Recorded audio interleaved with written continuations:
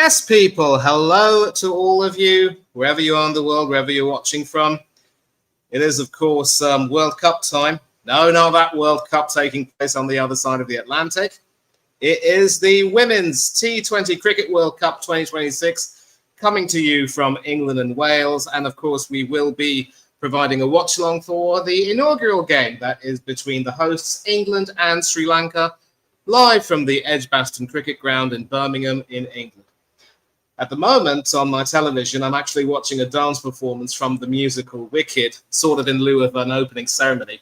I think it's fair to say that with these cricket tournaments, these global tournaments, they've sort of opted to abandon the pageantry, which you will normally find in much bigger tournaments. And of course, as we all know, on the other side of the Atlantic, they do it much bigger and better. But, it kind of is what it is. Now, I can actually inform you that with Mel Jones, the Australian legend, adjudicating the toss, Sri Lankan captain Chamari Atapattu won it, and she opted to field first. So England will be batting and Sri Lanka will be chasing a total. Obviously, her reasoning behind that was that, with the rain having fallen the day before, it would have affected conditions, and so maybe there'd be some room for the spinners. And both teams will probably be expected to have spin as the fulcrum of their bowling attacks today. Now, Atapattu, of course, is making history as one of only 7 players to have played in all 10 editions of the T20 Women's World Cup. So, well done to her. An absolute legend for Sri Lankan cricket over the years. And one of the biggest concerns, of course, is that there are hardly any people who will, succeed her. But as Andrew Fernando pointed out on Cricinfo, there is some hope for the future, and we will talk about that.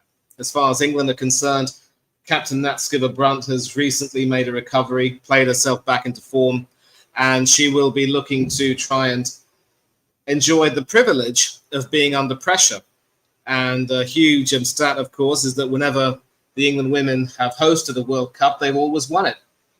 And of course, one of those captains, Heather Knight, is in the squad for this tournament.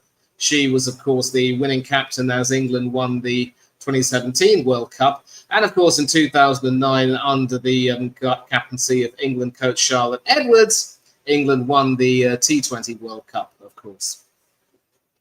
Now, as far as head-to-head form is concerned, Sri Lanka's overall record against England is pretty poor. They've lost 10 of the 12 games they've played, but in the last 2 matches they've played, both of them in a bilateral series, they've actually won those 2 games. So, bit of a shock there in a way, and of course that was during the time when John Lewis was coach, so you could say that results weren't exactly the best then. They were starting to dip a little bit.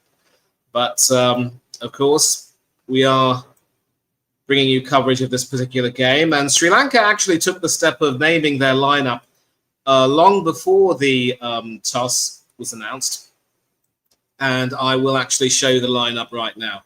And I'm also going to take this opportunity to read the lineup for you. It is done, of course, courtesy of Cricinfo, really, the full lineup. And, of course, it's according to batting order. So Vishmi Gunaratne will be joining Captain Atapattu as openers, and that's going to be in the second innings, followed by youngster Imesha Dulani at number 3, and Hashta Samarawikrama. I'm normally good at this, please forgive me. Hachita Samarawikrama. Yeah, she'll be batting at number 4, and is the young talent who will be expected to take Sri Lankan cricket further after Chamari retires. Followed by Hansima Karunaratne at number 5, Kavisha Dilhari at number 6, Lilakshika Silva at number 7, the wicketkeeper Kashini Nityangana at number 8, and some bowlers, Sugandhika Kumari, Malki Madara, and Mithali Ayodhya. Now, of course, these Sri Lankan names are basically based on more Sanskrit-style nomenclature, and, they also have a pretty unique system of giving themselves plenty of initials. So you see the initials here. There was no way I was going to include their full names because there's not enough space on the banner, you see. So it is pretty much what it is, and they will be expected to try and counter England's spin bowling heavy attack, as we will see right now, with three spinners in the lineup. Two of them, of course, Lindsay Smith and Sophie Eccleston, are left-arm spinners. Lindsay Smith, of course, having usurped Sophie Eccleston as the best spin bowler in world cricket today. Charlie Dean is, of course, England's vice-captain and will be expected to play a big role under Skipper Brunt as the captain slides in at one drop, number 3. Danny White-Hodge and Amy Jones will be the openers. Jones is also the wicketkeeper. And a lot will be expected of the opening pair, especially with the likes of Tammy Beaumont and Maya Boucher not really in the picture these days.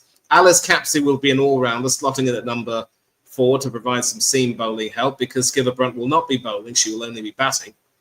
Heather Knight, the ex-captain, will be in at number 5, followed by an all-rounder Freya Kemp at number 6, another all-rounder Danny Gibson at number 7. So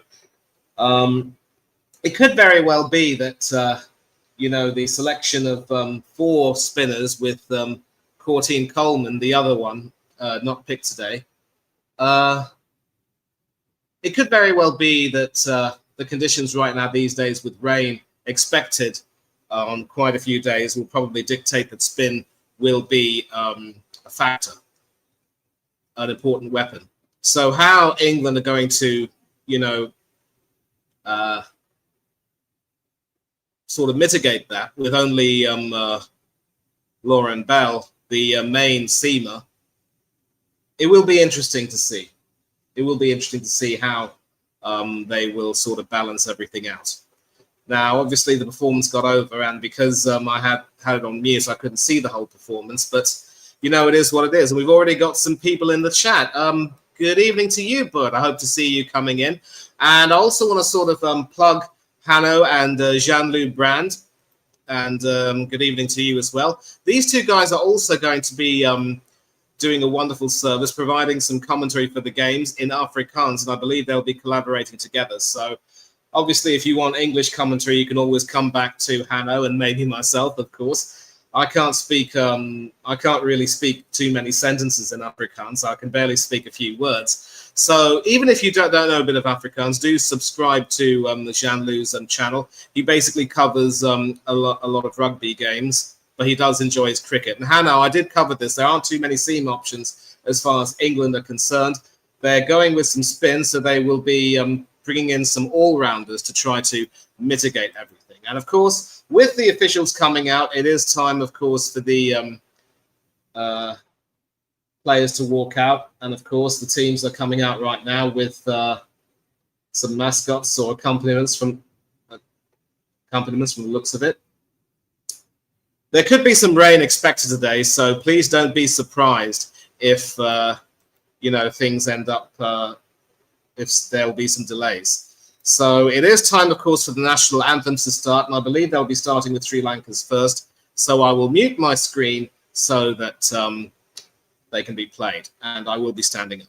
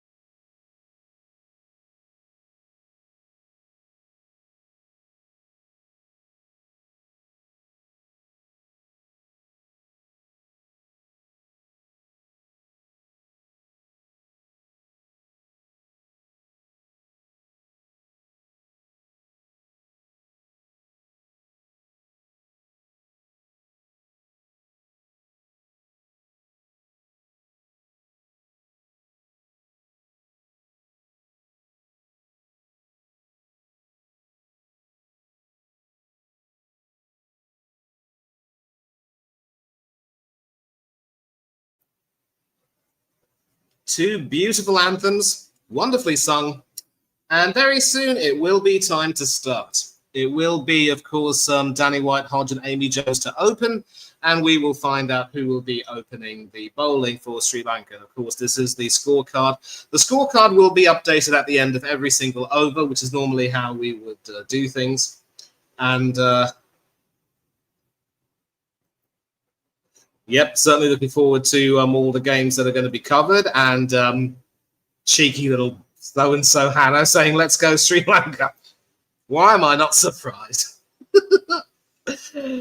Well, and of course, this is going to be the time right now that I will start the process of making sure that we get the fielding position spot on. So,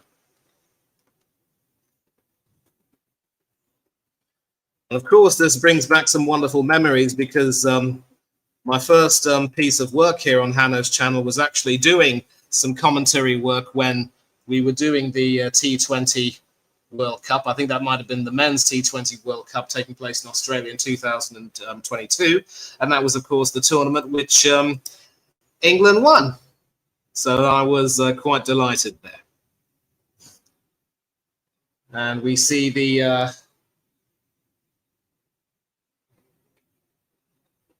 openers, White-Hodge and Jones already walking out. And now we see the Sri Lankans running onto the field.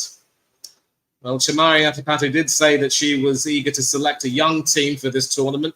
And certainly the weather is quite sunny right now. Maybe some expectance of rain later on in the day, we will see.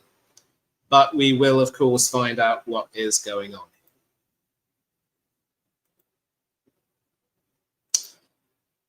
And, of course, I'll be looking forward to your company, Mr. Trollope.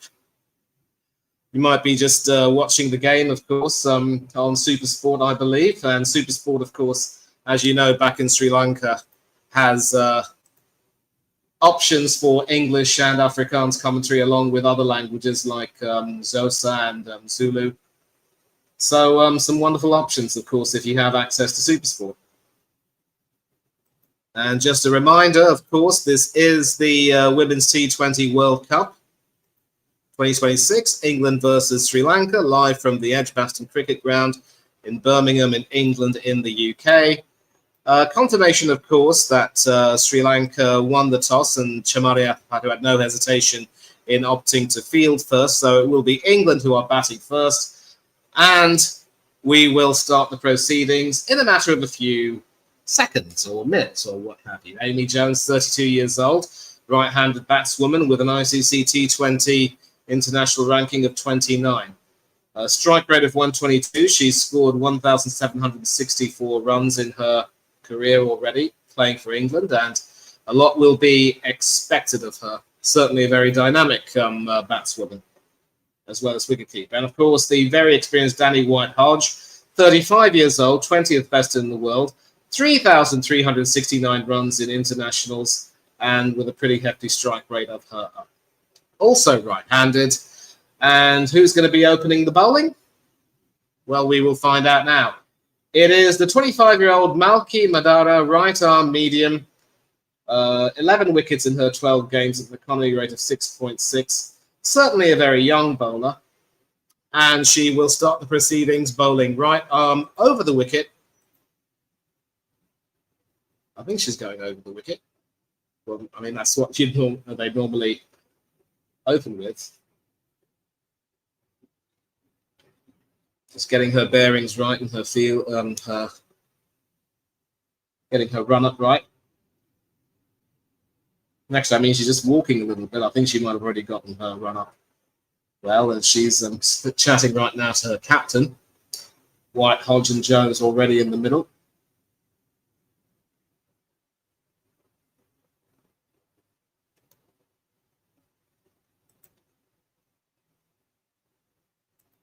And, of course, a reminder, like and subscribe, what our main host has said. So, Malki Madara.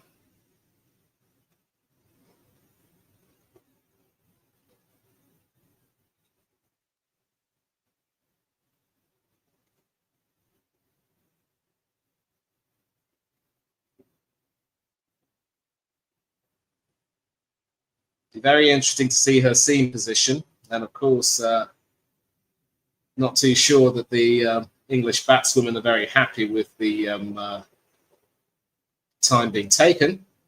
Some final stretching from the Sri Lankan medium pacer.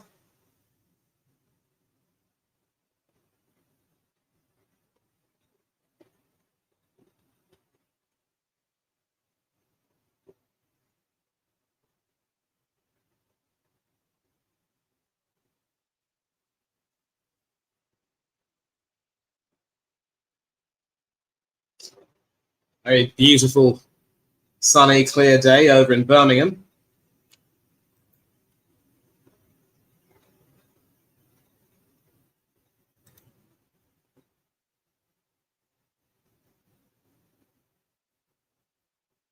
I think Amy Jones has made it crystal clear that she wants to start as soon as possible. So the bowler's being told, chop, chop, get a move on.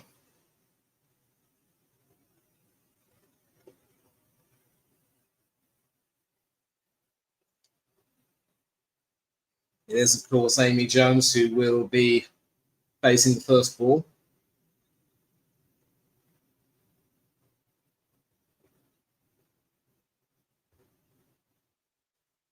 Could also very well be that there's a screen issue there for the England batswomen, I should say.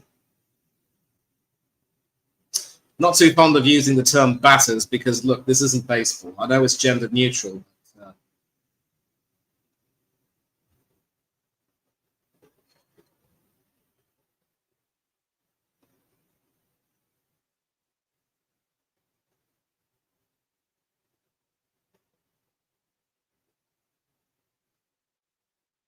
Yeah, it looks as though I think they're having a problem with the screen rather than the bowler. And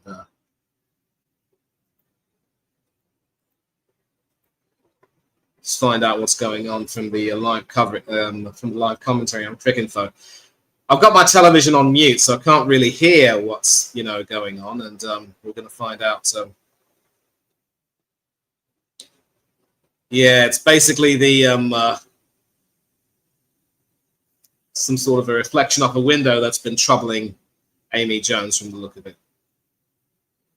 And of course, after the anthems, they played a rock anthem, Paranoid by Black Sabbath. Birmingham, of course, the home of the English/British heavy metal scene, where the likes of Duran Duran and the late, great John Michael Ozzy Osbourne hailed from.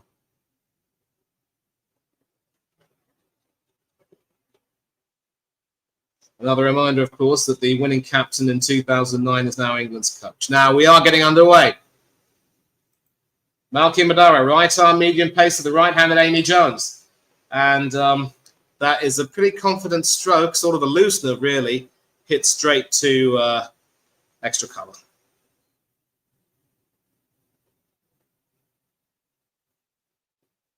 Actually, rather cover, not so much as extra cover.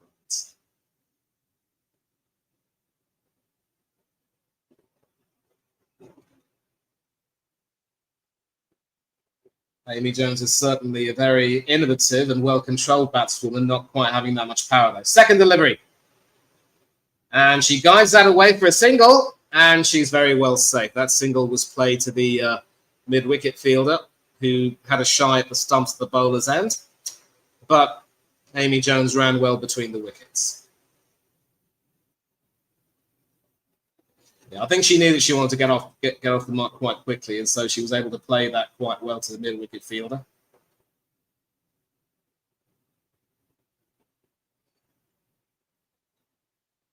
And you can see that in these first 6 overs, they are bringing the fielders sort of into the circle. So England are going to have to be very careful not to find the fielders. They've got to make sure they find the gaps instead. And with the wicket playing, from the looks of it, might be playing a bit slow, it's not going to be very easy. Third delivery. And that's another single. White Hodge this time plays it into the leg side field, just beyond short leg, and that will be another easy single for England. So Well, it's actually not so much a single as it is a leg bye because it came off White Hodge's pad. There was a half-hearted appeal for a leg before wicket dismissal, but that was going down leg side. No chance of that going on to hit the wicket. And so that's the third delivery. The fourth one. And that is nicely played there by Amy Jones, but that's not really going to go through to the boundary. You could see the sort of the deep mid-wicket fielder coming in to clean that up, and that's actually a double. So if you can't deal in boundaries early on, just get some singles, put the fielders off guard, and then once they try to change things, try and find the boundary. The wicket might be playing a bit slow, though, and Natsuka Brunt did say that she'd bowl first if she had won the toss. Fifth delivery. Also straight, also played into the leg side field, but that should really only be a single. The mid-wicket fielder there covering that quite well.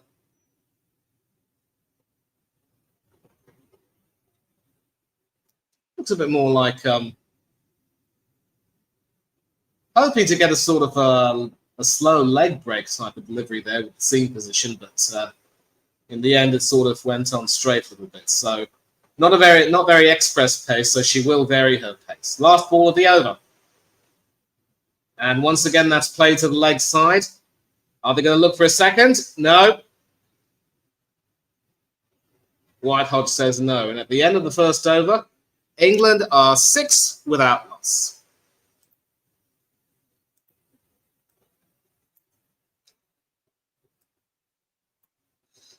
So a steady beginning, pretty much dictated by the oh, for heaven's sake. That wasn't a maiden.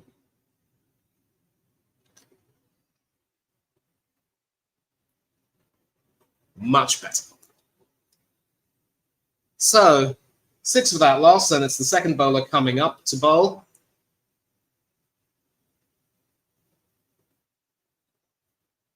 Mithali Ayodhya. Also right arm, very, very young. Only played 4 matches, taken 3 wickets. So a very, very inexperienced team. And I wonder if this could play into England's hands. Jones with 4 off 4 so far, including a double. White Hodge will be on strike, and she's only scored 1, having faced 2. So again, it will be very interesting to see how these Sri Lankan bowlers fare. They're not express pace, it has to be said. First delivery of the second over. Ooh, and you can see right now that she's got a sort of a slingy action reminiscent of a certain Lasith Malinga. And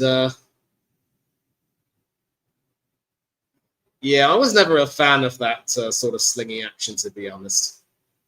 I mean, it's one thing being round arm, but this sort of slingy thing, I think that was just, playing fast and loose there. But White Hodge had to play that carefully. Let's see how she does the second one.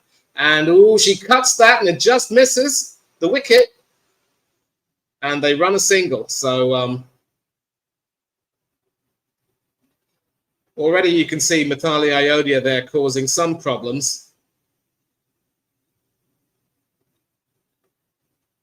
And White Hodge there was quite lucky that attempted cut didn't really go back to hit the wicket. Jacqueline Williams from the West Indies, one of the umpires today in her 20th T20 International. And Eloise Sheridan in her 43rd. I believe she's either Australian or Irish. I'll find out later. Third delivery of the over, and that's going to be wide. So the biggest problem with having a sort of a slingy action is that unless you get the line right, it can go completely off key.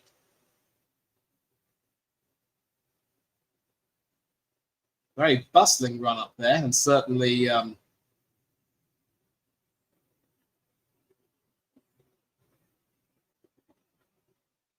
you can see that when it's sort of released, it's almost parallel to the ground. Fourth delivery, and that is beautifully played by Amy Jones, but once again, the fielders have been very well placed. That was hit sort of straight to the point fielder. and that will be just the one. White Hodge needs 10 for 500 World Cup runs. Alice Capsey needs 44 for 1,000 T20 international runs. And Captain Skipper Brunt needs 40 to get 3,000 runs in T20 internationals. Some milestones that are there being seen right now. So I think it's fair to say that for now, England have negotiated the seam options quite well. Mithalia Ayogi looking probably the more threatening with that slingy action of hers, but I think Jones has certainly shown a lot of remarkable poise in the way she's played so far. White Hodge, I think she might need to loosen up a little bit.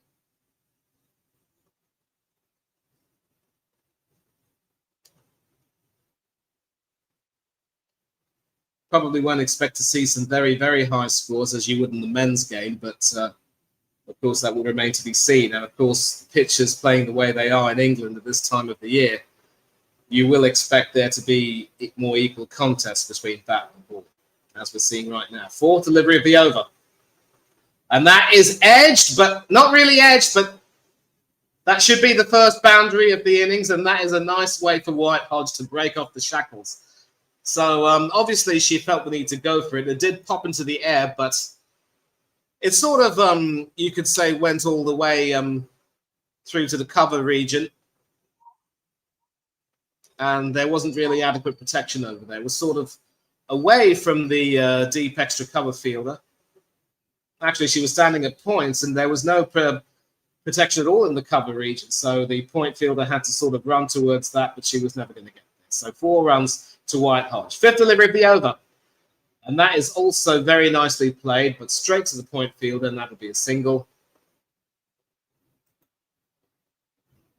And this is always going to be the problem with bowling first. You've got to make sure you get your line spot on. So it could be fair to say that Sri Lanka have opted for the option that will result in damage limitation, so to speak, because pretty sure England's bowlers might have the measure. Last delivery of the over. And that is nicely played, but again, that goes straight to the extra cover fielder. They actually do run a single there. So 9 runs from the over, and after 2, England are going on quite well at 15 for no loss. Now, as I said earlier, these first 6 overs are going to be the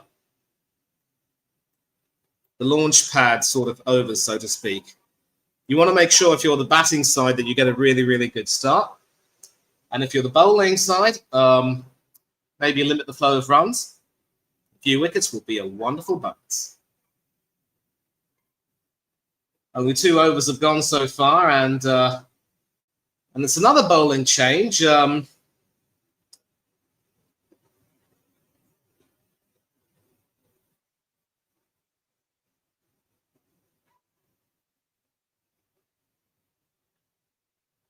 What's the name I'm not seeing here? Dasanayaka. I don't think she was named in the original lineup. Left arm spinner, round the wicket to the right-handed Amy Jones, and she plays that all the way down to the long on field. Was there a last-minute change in the lineup? I think we're going to have to see.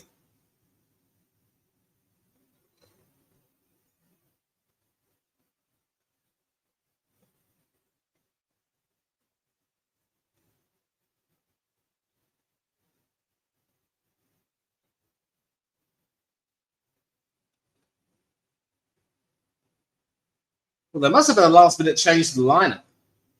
Second delivery, and that's a little bit wide, but the square leg fielder is perfectly placed to deal with that shot from Danny White Hodge. So the fielding has so far been spot on.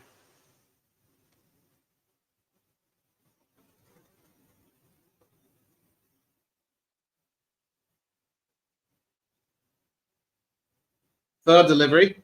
And that is nicely played again by White Hodge. I think she really enjoys playing that shot down to the cover region. That is, of course, fielded well, but they should be able to run back for 3, and they do. Actually, it was Amy Jones who played that shot. No, it was White Hodge. Using her feet, coming down to the pitch of the ball. playing that very well, guiding it to the cover region, and that was very well fielded. But the ball also sort of stopped short of the boundary, really. And Eloise Sheridan is actually Australian. Fourth delivery, just going down the leg, and that is well played by Amy Jones all the way to the deep mid-wicket region, and they get a couple there. So it does look as though England's strategy is to avoid playing the big shots earlier on. It's Sugandhika Kumari Dasanaika. Yes, so 34-year-old left-arm spinner, quite experienced. Played 94 T20 internationals, of course.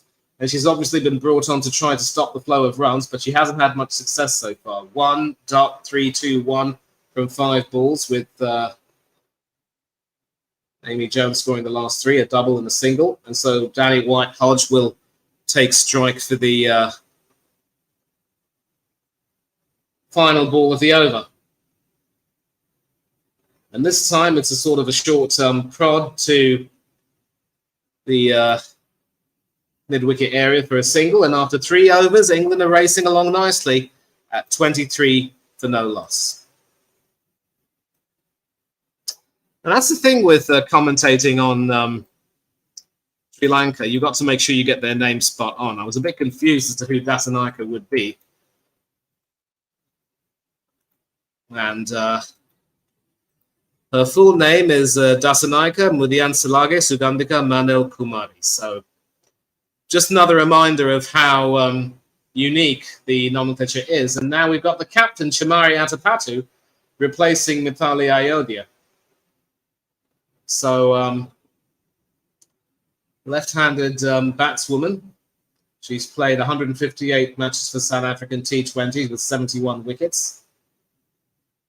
And it looks as though she's going to bowl some off-spin. So right arm off-spin over the wicket for the 4th over.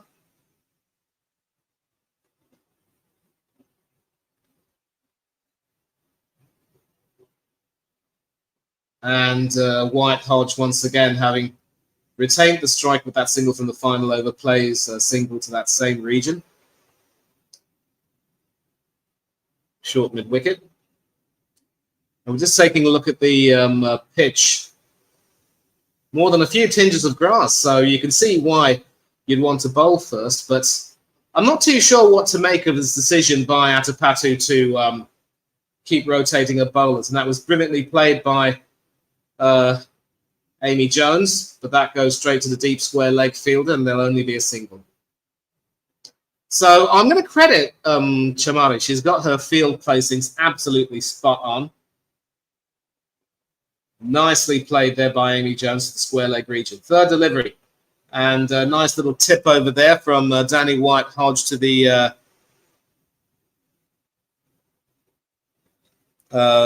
sort of the short cover region, you could say. And that'll be another single. So as I've said, England are dealing so far in singles, and if they're lucky, they're going to try to get the boundaries. And Amy Jones is so far enjoying punching Atapattu to the leg side, but she seems to be finding the fielders more frequently. 4 singles off the over so far.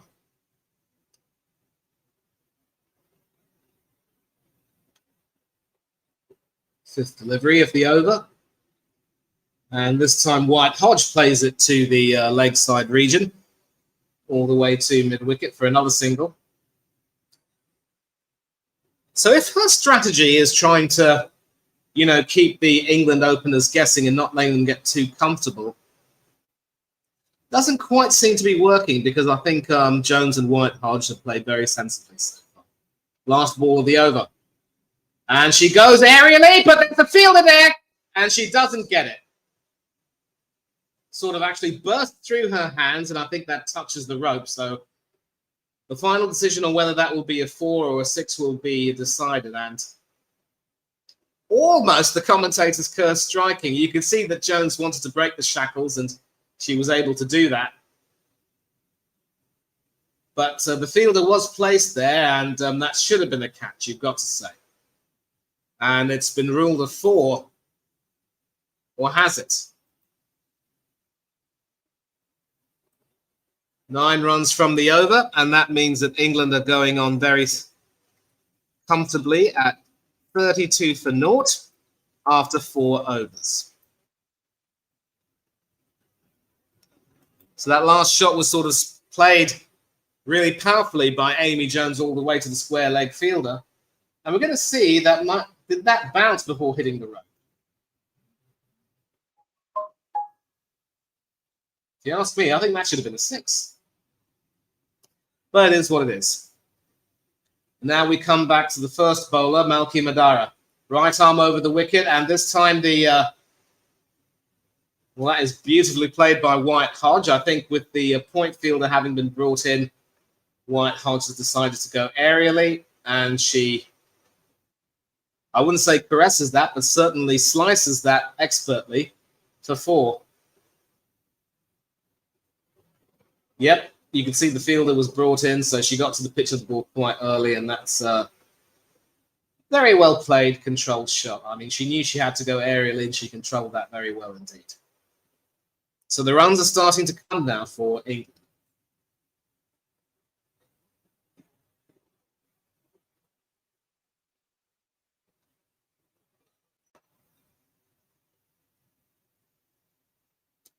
Sort of making a mockery, really, of the decision to bowl first. And that is another beautiful shot, which splits the field, and that goes all the way to the backward point boundary for 4. There was a slip and a gully, but she placed it right between the two. Danny White Hodge, that is beautiful. I mean, well, it was sort of aerial, but I think she knew where she wanted to play that.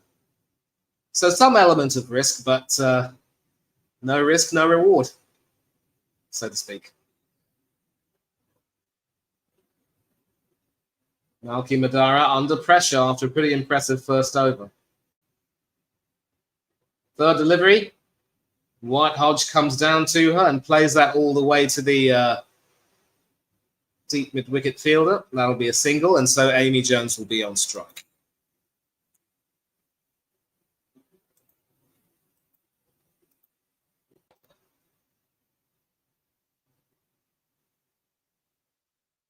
So this is good stuff from the England openers, definitely.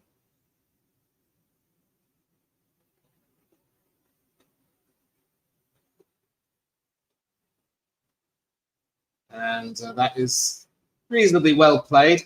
The mid-on fielders had to sort of go all the way to mid-wicket to retrieve that.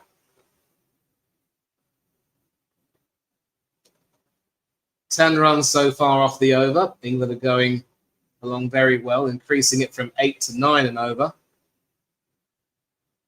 And so, how do Sri Lanka deal with the pressure? Fifth delivery of the over. And a much slower ball there, which Hodge wasn't quite able to get to grips with. Dot ball. That's one way to relieve some pressure, you could say.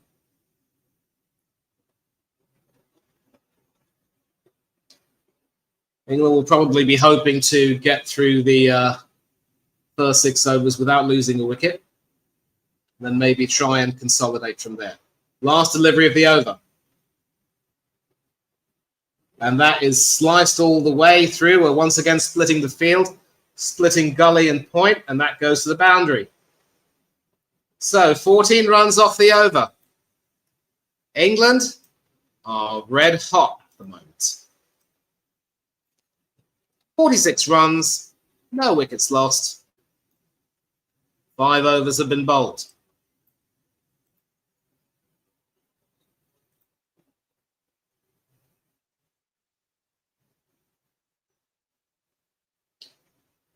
And so back to Mithali Ayodhya. So that's a pass obviously trying to keep the batswomen guessing, but so far White Hodge has played magnificently well. 27 off 17. Amy Jones with 17 off 13. And so back to the rather slingy, Malinga-like Mithali Ayodhya.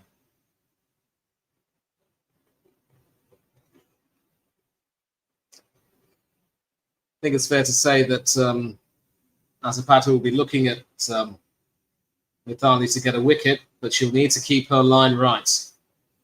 Both batswomen have seen the ball wonderfully so far. And that's a good delivery. You sort of want it to be sort of straight at the pads, no sign of width, not really giving the batswomen much room to play. And that's a dot ball, a welcome dot ball, it has to be said. And that is Danny White's last shot there. Yeah, you can see the point fielder was nowhere to be seen, and it actually split the field between point and backward point. Now, this one was sort of to the leg of Jones, the second ball, and she's played that quite well into the deep mid-wicket region. That'll be 2 runs.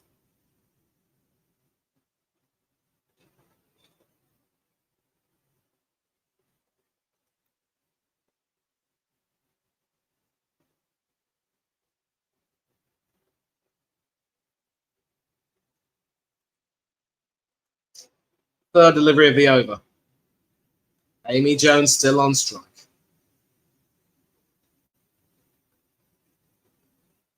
And Jones certainly played that well, but the short mid-wicket fielder was well positioned. Very, very useful partnership, this. And certainly if they're able to get to the 50 partnership in the 6th over, that would be very good bonus indeed. No wickets lost. 4th delivery of the over.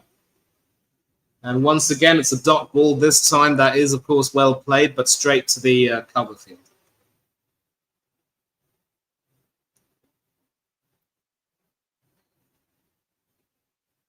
So basically what England are trying to do is sort of blunt the Sri Lankan attack.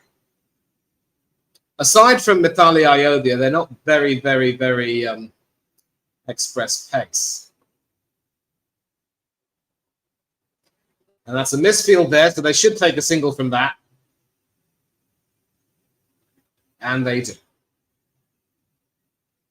Another way to relieve pressure. So England are 49 without loss, 1 run away from the 50. And I wouldn't say it's necessarily perpendicular, but you could see that there's a sort of a, it's halfway between parallel and perpendicular, sort of a 45-degree angle, if you will. I'm not too fond of that sort of action, I'll be brutally honest.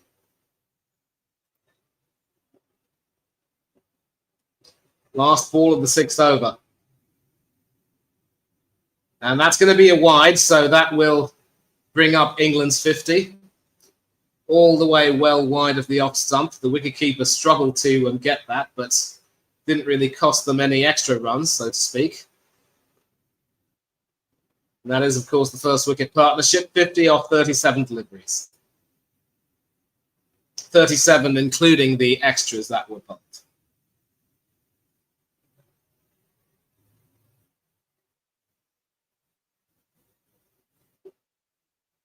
So this should be the last ball of the 6th over. And that is very powerfully played. They run a single and they get there very easily. White Hodge, they're playing that down to mid-off. The throw comes in, but the English women have certainly shown that they are, much fitter and up for the fight. And that was very well run. So, 6 overs. 51-run unbroken partnership. England are going on very well indeed. And already we've got some comments here. Very strong start. Hannah will be joining in the 2nd innings, Moideen.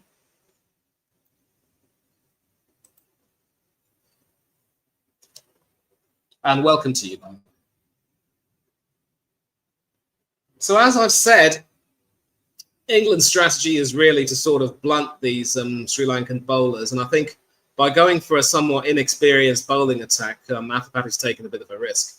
Obviously, Sugandhika Kumari does have some experience, but you could see that the first 2 bowlers, the seamers, didn't really have it all their own way. And I think the lack of control is really a bit of a problem for them.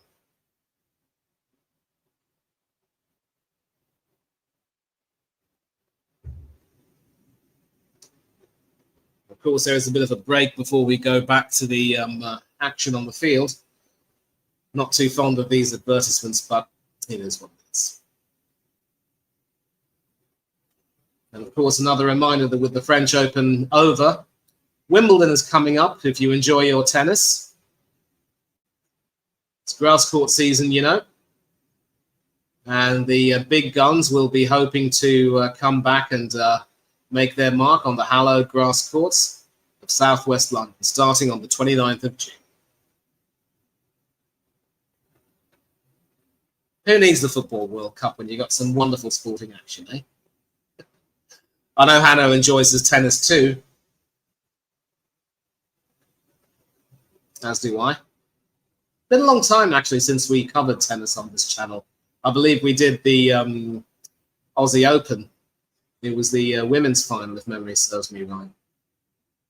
And tennis is a great deal of fun to cover, but obviously, you know, if it runs the risk of going on for a little bit too long, it can be a very big problem to broadcast everything.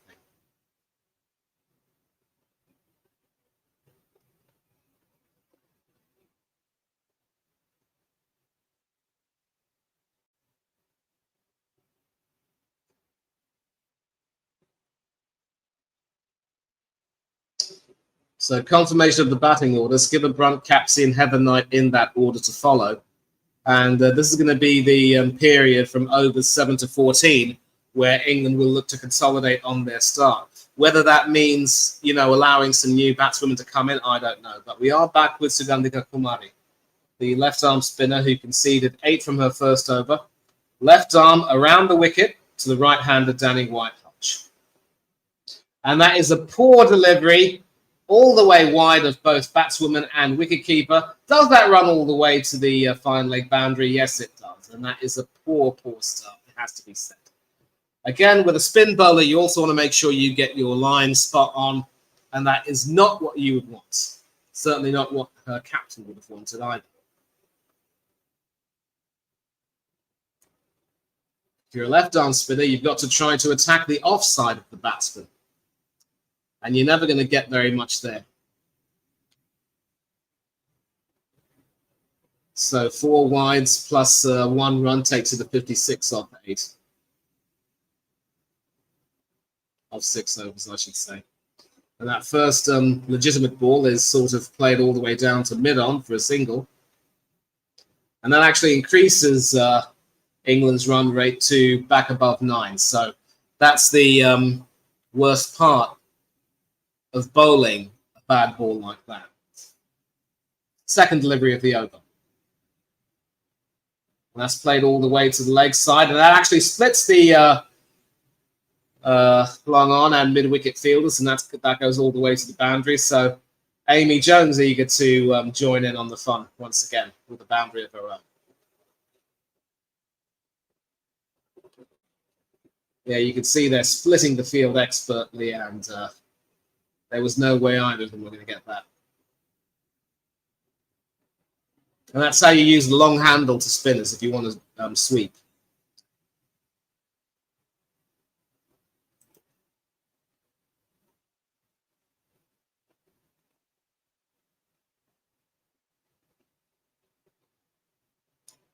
So third delivery of the over. What does the experienced Sugandhika Kumari do? She switches to over the wicket to the right-handed Jones, and a comparatively better result. She plays that straight down the ground, and the long off-fielder sort of feels that. And that's probably what you would want, because, again, if you switch your direction from round the wicket to over the wicket as a left-arm spinner, your aim is to sort of tighten everything up and not give away too many runs. But, again, you've got to keep your line tight. Do not bowl to the batsman's or batswoman's leg side. And that is a fine shot there, but again, straight to the fielder who palms it away. You could say she saved a boundary. And I think that's probably how Sugandhika will have to bowl her remaining deliveries. Well, actually, it's been called a no-ball. So, it's a free hit.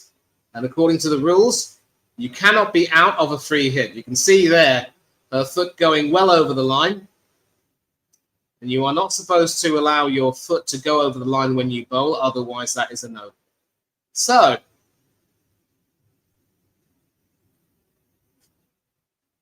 Amy Jones taking advantage of that very loose delivery, bowled wide to the off stump, but she stands back and gives it the long handle and smacks it straight down the ground for a bound. Sugandika's falling to pieces here, hoping to try and encourage the cut, but she got down well, used the long handle, and played that brilliantly down the ground. So Jones is also racing along, 29 off 21. 2 deliveries left, and that's high in the air, but with the fielder being pushed back to long on, no real chance of being able to catch that, really. Just a replay of that 4 from Amy Jones. That's how you use the long handle. Took a single off the next ball, so she's now on 30 off 22 with Wyatt Hodge now on strike, 30 off 20. Last ball of the over, of course. And that's a dot ball to finish things. So at the end of 7 overs, England are on 69 for no loss. And so this particular over proving to be very, very costly indeed. They've now increased the run rate to smidgen below 10. And this is really, really a wonderful start from the England batswomen. Of course, Hanno saying good evening to you, Moyuddin, and confirming that he will join in the second innings. And England, of course, do look great, which is why you did say they'd win. I mean, you can't expect much from the Sri Lanka team anyway, but there will be some high hopes, of course, for one of their batswomen coming up. And just some replays of the power play where England basically, I wouldn't say launched, but definitely, set their foot down. And it is now that they're certainly looking to try to put on the afterburners. And it's a bowling change. Kavisha Dilhari, another off spinner, 25 years old, the 16th best in the world. So it's right arm over the wicket to Amy Jones. And almost caught in 2 minds as to whether or not they should take the single. Goes down to the mid-on fielder and they take it. So that takes England to 70. And so this is going to be, again, interesting here because it looks as though Sri Lanka are going to have more of a spin-heavy attack here. We've already seen Sugandika Kumari bowl. The captain also bowled an off-break. And now we've got Kavisha here. Kavisha Dilhani. Second delivery of the over. And that is very nicely played, right over the point fielder. And that goes straight to the boundary. You could almost say that that's kind of an inside-out slap over the fielders. Wyatt Hodge racing along to 34 off 22.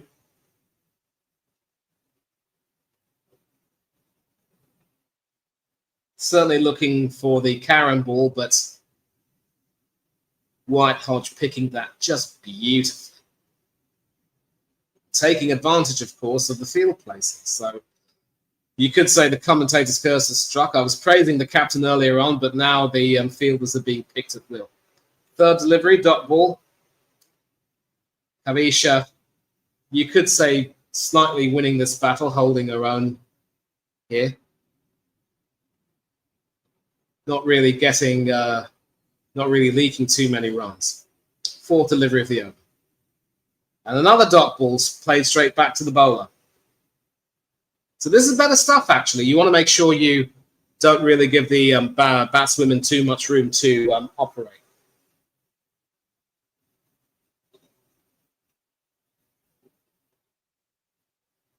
Fifth delivery of the over.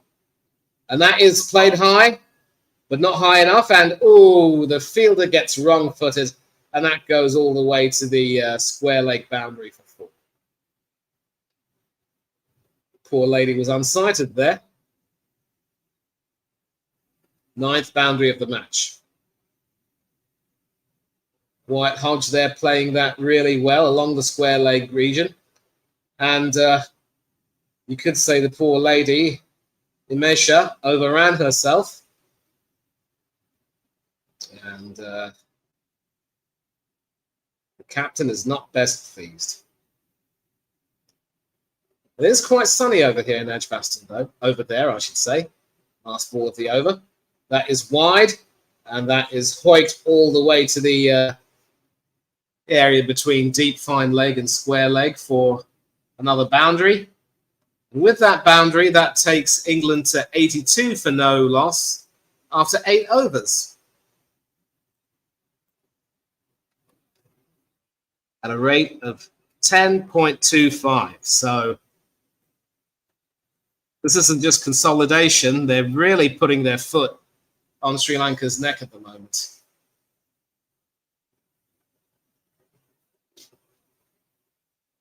Once the batswomen have gotten stuck in, they've just gone hammer and tongs, it has to be said.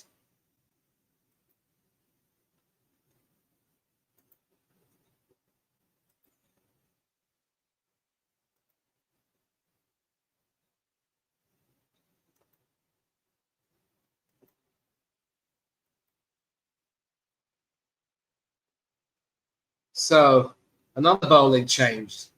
Nilakshika Silva, 115 T20 matches for her nation. And she replaces Sugandhika Kumari, the left-arm spinner. And it looks as though she's going to be a medium pacer. So basically breaking up the attack by not allowing the batswomen to get too comfortable. Some spins, some pace in between. Not exactly opening with the spin, as has been seen before, but right arm over the wicket to the right-handed Amy Jones. And that is played very well all the way to the cover fielder. But that'll be a single.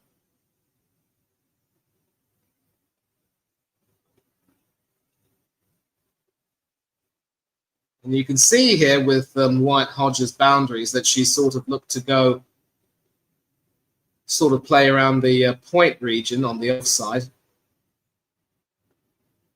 Excellent strike rate, has to be said.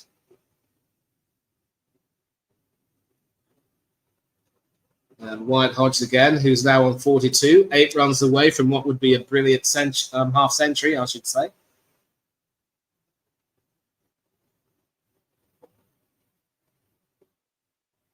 And she's really played the fast bowlers very well, the seamers, I should say, not fast bowlers. Lakshika having some success now, third delivery of the over.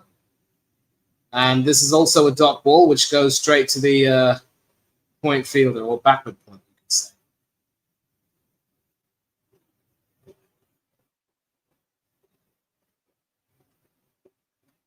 So this is good, actually, from Sri Lanka's point of view, sort of staunching the flow of runs for now.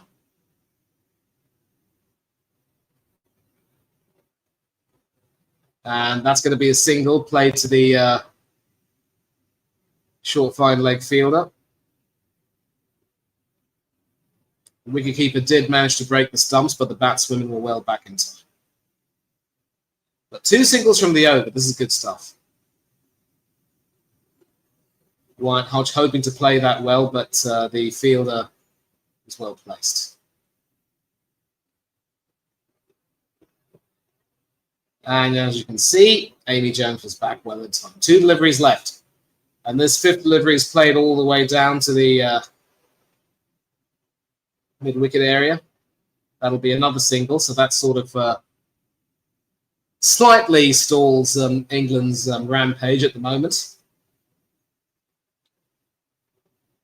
They're still on course for a score of 199, which literally would be a winning total. That is, unless the Sri Lankan batswomen have any kind of, say on this. Last delivery of the over. And once again, that's played straight to the cover fielder, but they do run a very comfortable single.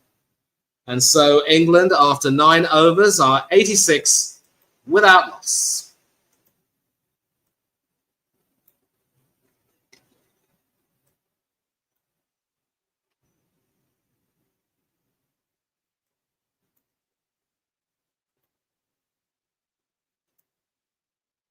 Just making sure I get to grips with this ridiculous keyboard.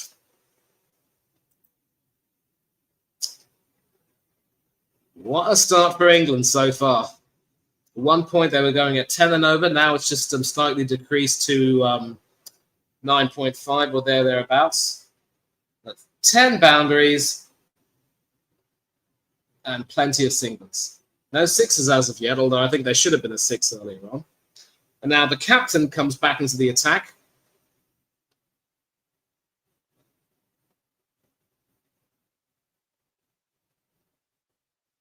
Timariatapatu, right arm off break, off spin or whatever. Right arm over the wicket to the right-handed Danny White-Hodge. And she comes down the track and doesn't quite get to grips with that, but she should have enough to get a couple from that, and she does. Hoping to go straight to the boundary, but the fielder there doing an excellent job.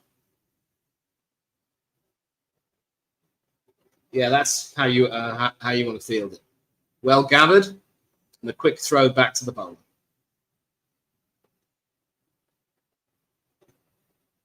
Second delivery.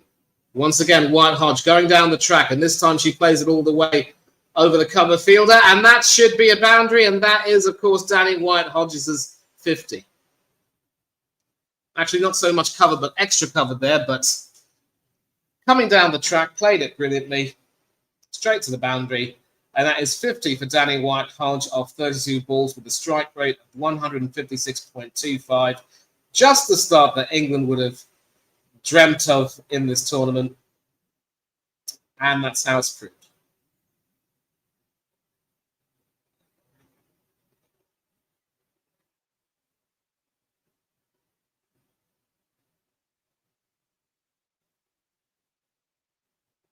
So what does the captain do?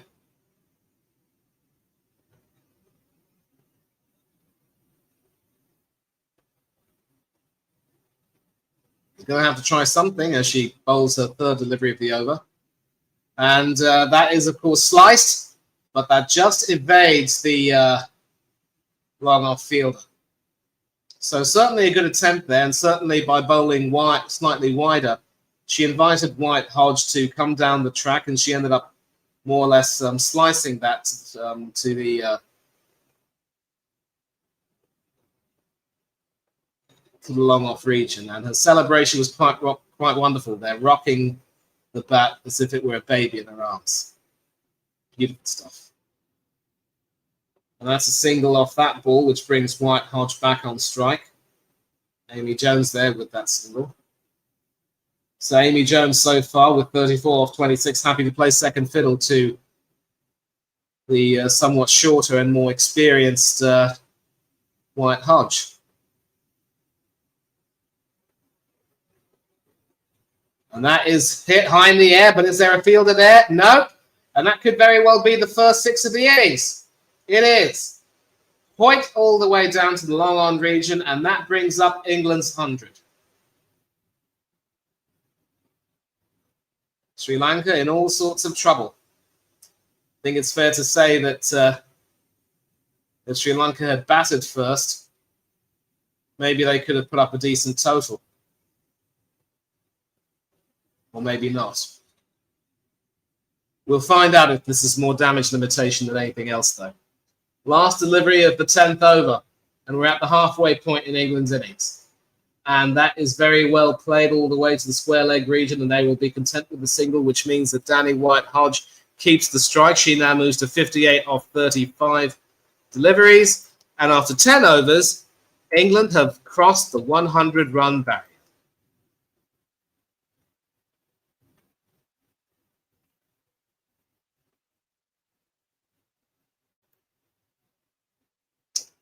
So, what a start.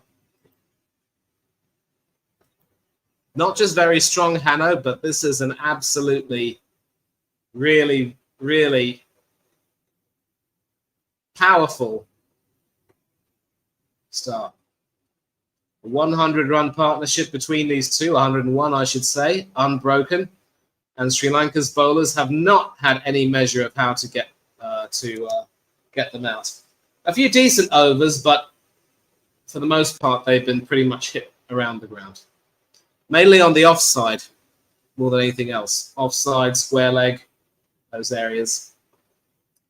And so the medium pace is Nilakshika, who certainly has a little bit more in terms of penetration about her, I should say. She is now back into proceedings. Over the wicket to White Hodge. And the worst possible time, didn't quite see what happened, but I can tell you that they did take a single. It's awful when you're trying to watch it whenever there's rain, but played very well there to the cover fielder. Had a shot at the stump. And I'll tell you what, that wasn't too far away from being a very good shout for a run out. Wyatt Hodge was struggling there to get back in. Second delivery, and that is brilliantly hoiked all the way over square leg for 6 by Amy Jones. She goes on to 40. Sensing the need to sort of move to the offside and then hoik it, she's done exactly that. 108 for no loss after 10.2. Wobbly seam, so to speak, but not really moving very much. She moved all the way to the offside, got down on one leg, hoiked it all the way over the square leg, and that is a 6. 66 meters.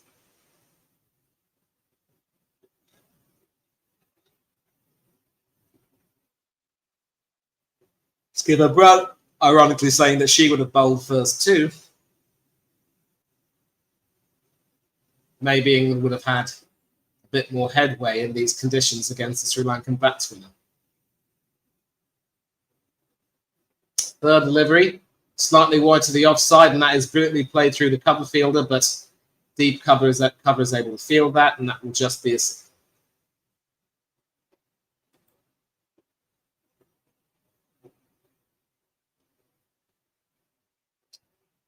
Danny White Hodge on 59 not out from 36 deliveries. 8 fours, 1 6. And so you can see there that the attempt to try to go wide of the off stump is providing some success in terms of, not conceding too many boundaries, but the batswomen are still able to come down the track and hit them hard.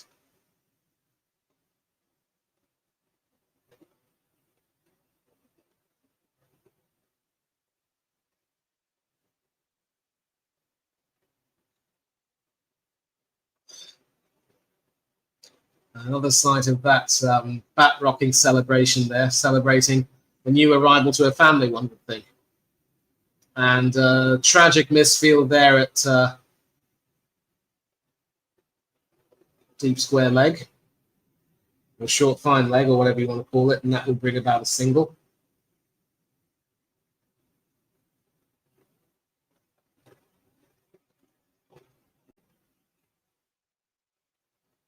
England still going on very well at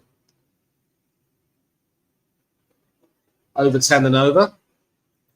That will be the last delivery. So aside from that 6, Nilakshika has actually done pretty well. And then Amy Jones once again hoping to hoik that. And the batswomen tempted to run for a second, but then they decide not to do so. So 12 runs off the over.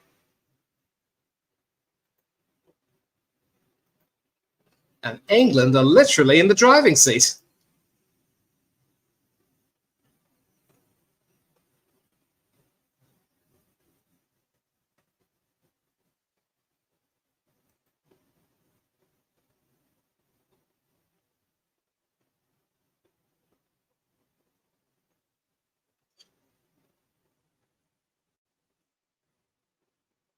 Nilakshika Silva there. Probably also Mithali Ayodhya, the 2 most economical of the bowlers so far. 2 overs each.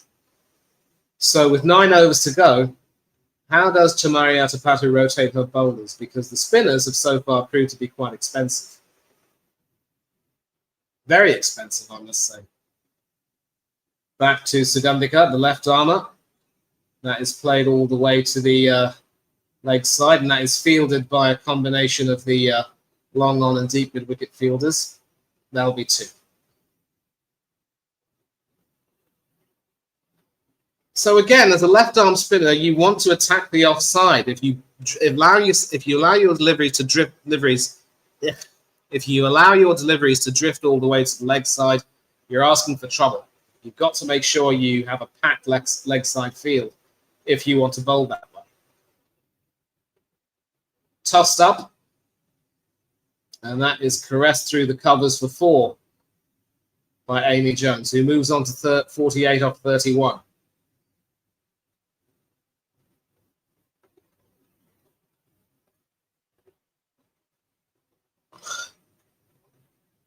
This is just poor bowling, really, from the left-arm spinner.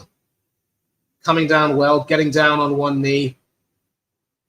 That is an absolutely brilliant cover drive there, bisecting the field between cover and point. Third delivery of the over, left arm round the wicket. Ooh! Oh, that could have been a caught and bowled.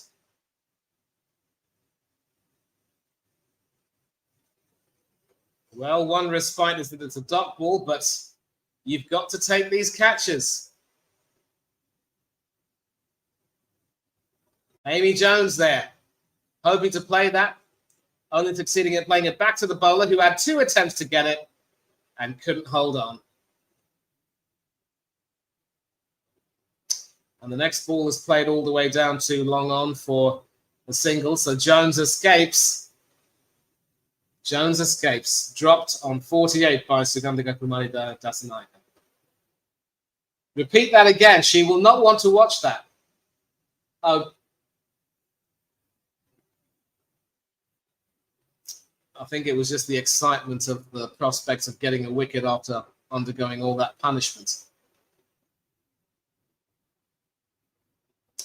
And this final delivery is played all the way down to the mid-wicket area for a single. And so after 12 overs, no, actually there is one more delivery, I should say.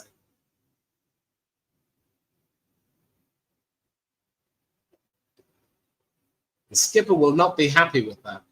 No chance. You've got to take those chances. And this is, of course, England's highest partnership in the T20 World Cup, the highest opening partnership. Last delivery of the over. And this time Jones sensibly plays that down the ground all the way to the mid-on fielder, and that will be Amy Jones's half-century of 34 balls. Strike rate of 147. So both openers playing quite brilliantly so far. And, you know, it has to be said that Sri Lanka have just not been able to get right on it with regard to the bowling. And that dropped chance there when Jones was on 48. They're going to look back on that and say, you know what? That was the moment. She was on 48, 2 runs short of a 50. Catching her would have changed the complexion. Yeah, that's the problem, Janda. I wouldn't necessarily say that they have so much of a plan. They've Athapathi's tried to mix up her bowlers, and it is back with.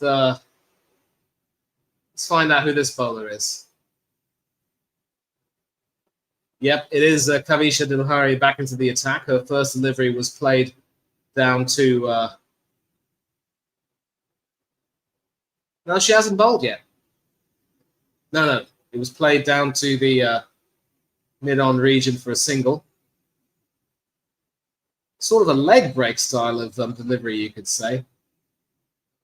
Another single down to mid-on / long on.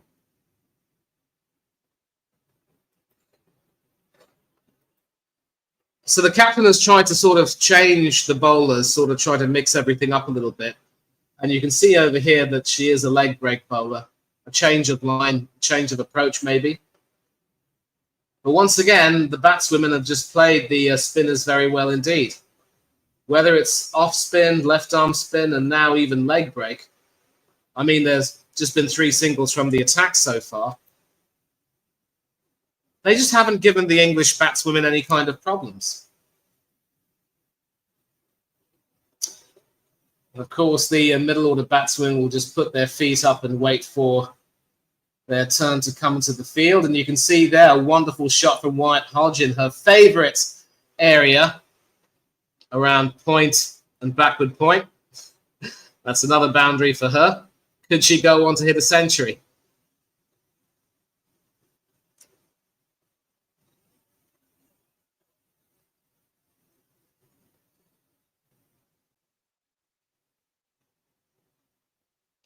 They're not really able to get that much in terms of, you know, being able to give the ball a rip, really, from their fingers.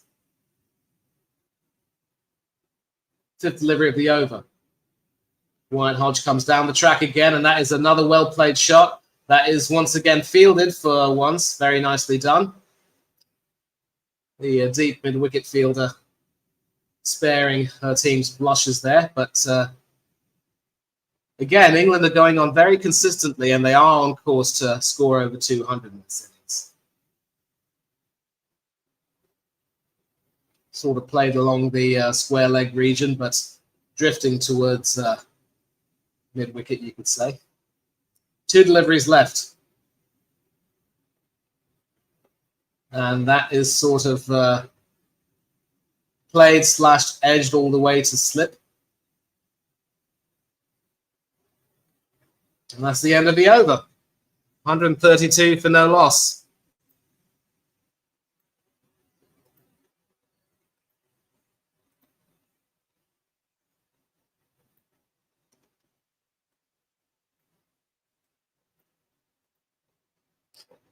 Sri Lanka have just looked off it has to be said. It has to be said they've just looked completely off it.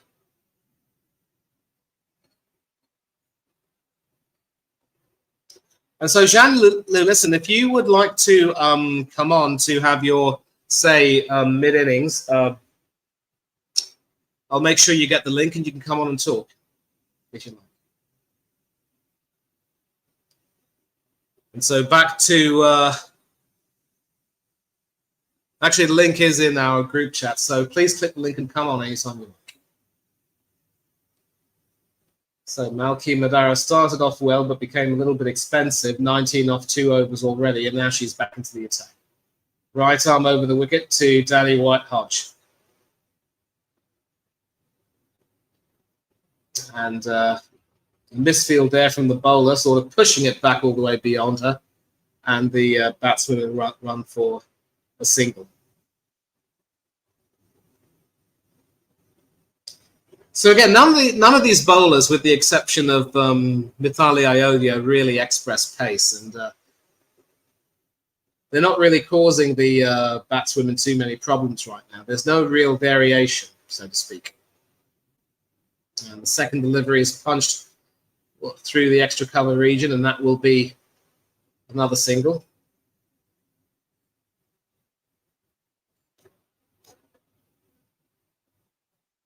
Yeah, 2 dropped catches for Amy Jones, and confirmation that after she dropped that first catch, it did hit the ground and then go to the boundary. And then this one, a caught and bowled from Sugandhika Kumari. She's not going to want to look back on that.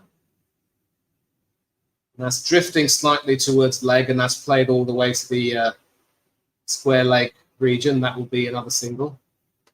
So England seem happy to deal with singles at the moment so far. And maybe in the end overs they'll probably look to cash in.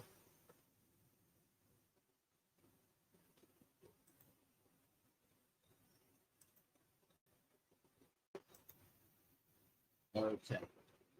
4th delivery. And finally there's the wicket. You can say it's a sort of change of pace, but Amy Jones once again looking to go a little bit aerial, not really getting to the pitch of that.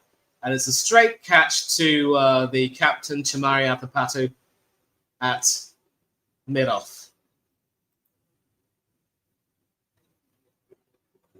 It's fair to say she sort of varied the pace a little bit. And that is a brilliant catch, taken quite low, just above the ground. The captain setting the example. Don't drop your catches, ladies. And so after 13.4 overs. England are 135 for 1. Amy Jones departing, having made 53 off 38.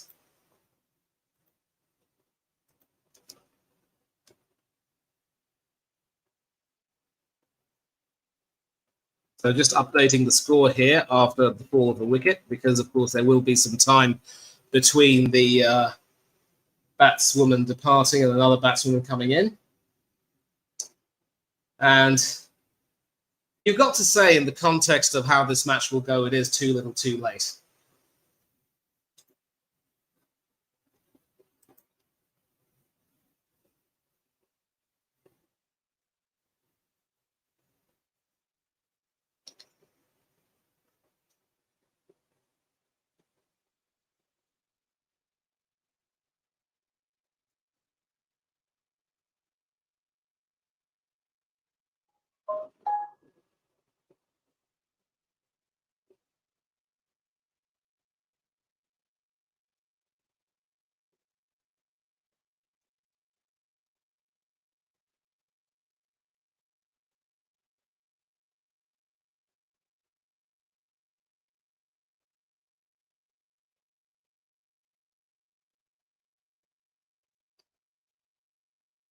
There's nothing much to say, really. I mean, you could say that the England batswomen have taken my breath away, so to speak, with their batting, but Sri Lanka's bowling until now has not really been on it, and I think the Pacers have had more success so far.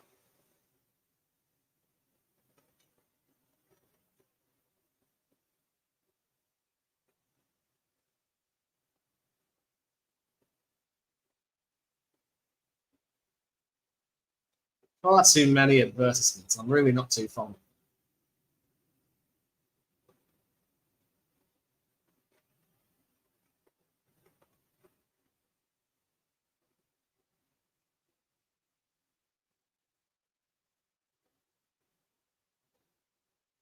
It will, of course, be the captain, that's Skipper Brunt, who will be coming out to join Danny White-Hodge. And now we're back at Edgbaston. There is, of course, Captain Skipper Brunt coming in at one drop, and she will only be batting in this match, not bowling. So that probably explains why she's a little bit higher up the order.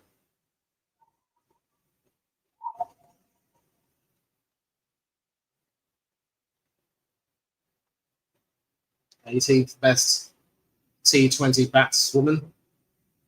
100. As mentioned, she's 40 runs away from 3,000 T20 international runs, and she faces the fifth delivery of this over and plays that quite well between the all the way sort of down the point area. That'll be for a single, and they would have considered the second, but the fielder backed up the overthrow quite well. And so the impact now is that it's slightly decreased England's run rate. It's gone back below 10. Jones hoping to get that over, but not really quite getting to the pitch of that. Not too much, not enough power, and straight to the field. Last delivery of the over. And that is White-Hodge, who plays that all the way down to the square leg / mid-wicket boundary. And that will only be for a couple. So White-Hodge moves on to 75. And England are now 138 for 1 after 14 overs. So that wicket has certainly slowed them down a bit.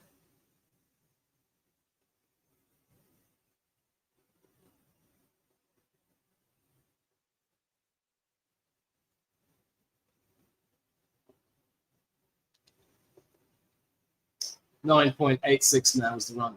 And as a batting, hoping that the total they're going to have to chase will not be a very big one, but we've now come into the 15th over, the last 6, where the batsman will be hoping to accelerate, and that is Mithali Ayodhya's first ball to Skipper Brunt. Very nicely played, all the way down to the mid-on region. You can see with the slinging ball it does cause some problems if you can't get to the line. But it is fair to say that these bowlers are not express pace, and even Mithali, I would say. And that was an interesting shot there from Whitehart, a sort of left-handed tennis backhand shot for another single.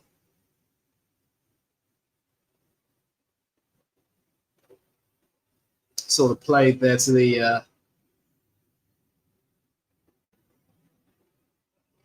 silly point region, you could say. Third delivery. And Skipper Brunt once again playing that straight to cover for another single. I think with a new batswoman in, she'll probably look to want to just get settled and then play her shots later on.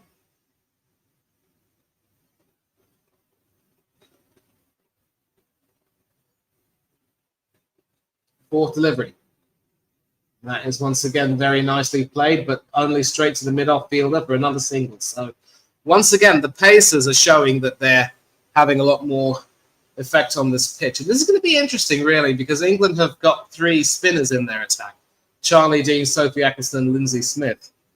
And as has been mentioned in the chat, apart from Lauren Bell, there aren't too many frontline seamers, so the all-rounds are going to have a role to play. And that is very well bowled and very well defended there from the England captain for a dot ball.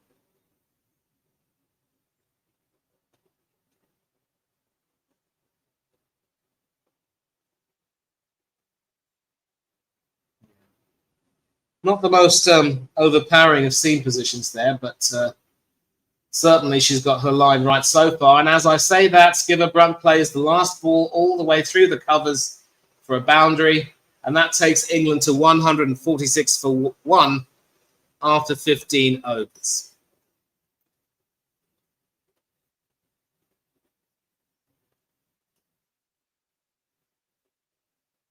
So again, as a bowler, you cannot be too lackadaisical with your line. You cannot afford to stray.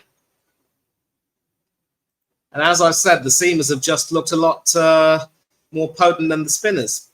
Hanno confirms it. Utter domination. And the England captain definitely enjoyed playing that shot.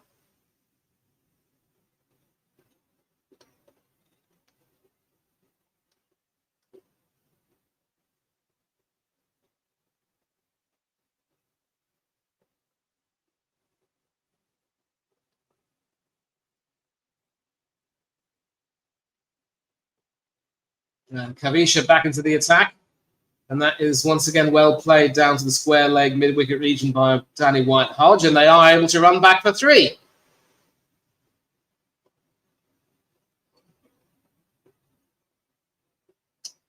So the Sri Lankan fielders are being given the runaround once again. White-Hodge moves on to 80. And that is, of course, the leg break bowler, Kavisha, who's come back in.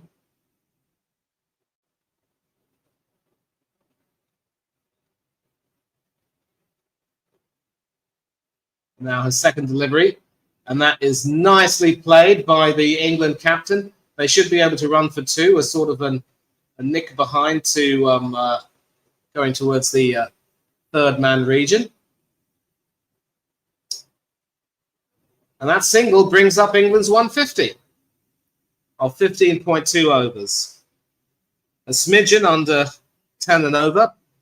And you think that they probably will end up getting to 200 by the end of the innings. Third delivery.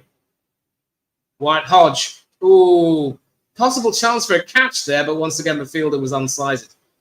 And to rub salt into Sri Lanka's wounds, England run 2.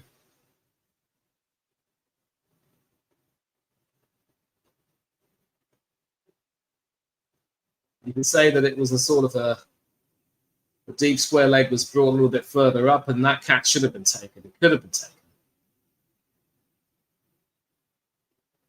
Fourth delivery of the over. And attempted a reverse sweep. Well, if anything, she actually goes for a switch hit there. Kevin Peterson would have enjoyed that.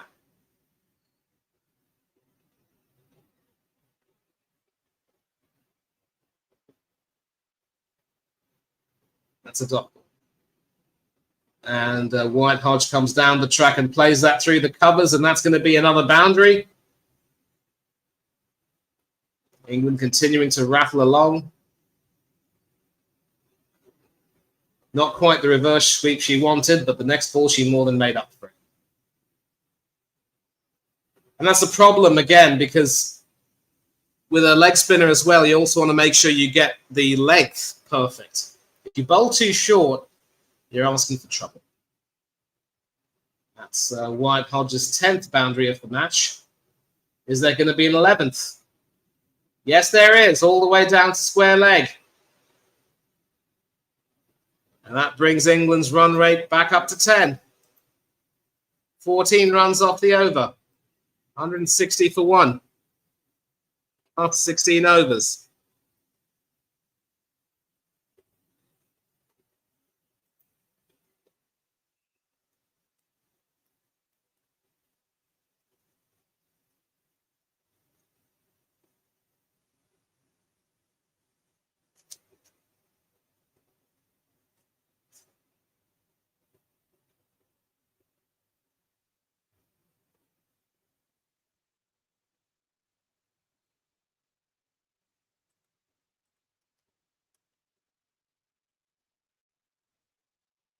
And the captain is back into the attack.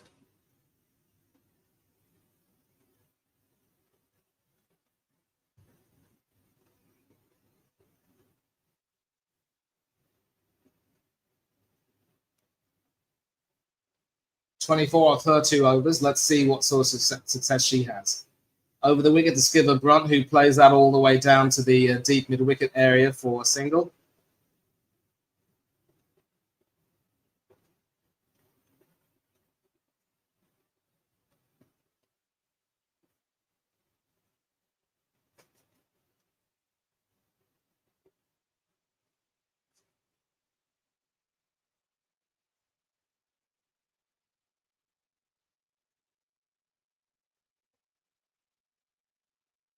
Second delivery. Over the wicket is Danny White Hodge, who moved to 90 with that boundary. And that is played all the way through her favourite, not quite her favourite cover region. Her favourite region is more point, but through the cover regions, and that's going to be 2, and she moves on to 92 off 54.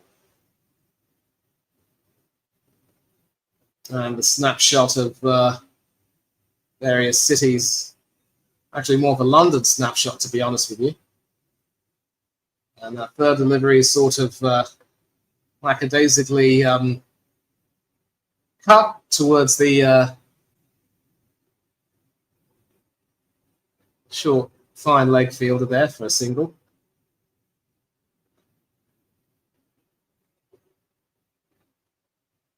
Fourth delivery of the over. Points all the way over square leg, and that is going to be a boundary. Backward square leg, I should say. And so Skipper Brunt's coming into the... She sort of come to the party now.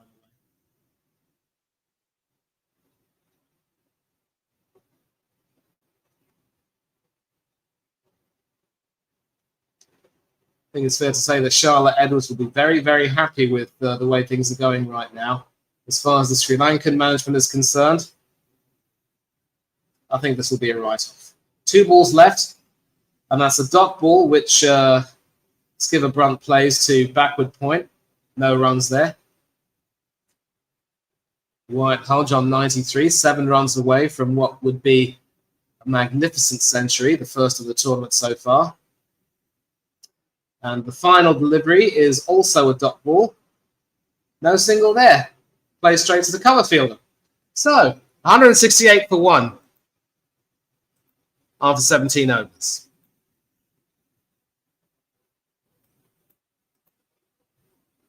So 3 overs left. Can England get to 200?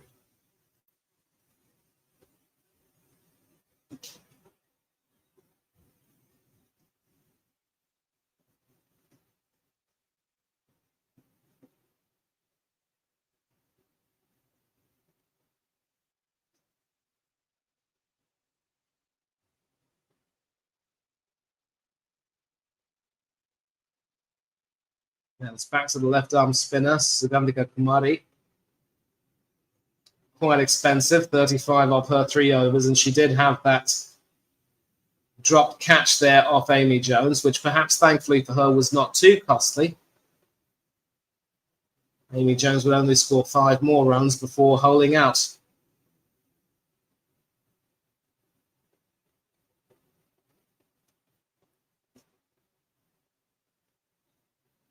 So far, 33-run unbroken punch. Left arm round the wicket. White Hodge coming down the track, but not quite able to get to that ball, which sort of was, you could say it was sort of fired at her legs, and she just couldn't really get to it.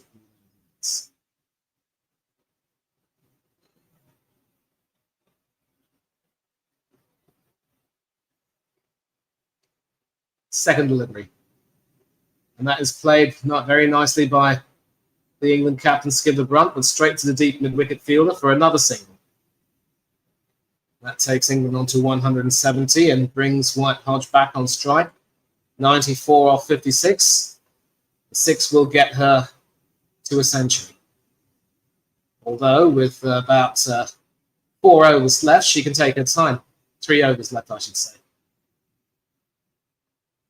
A rather scrappy piece of cricket there. Not the best shot played. Straight to the square leg fielder.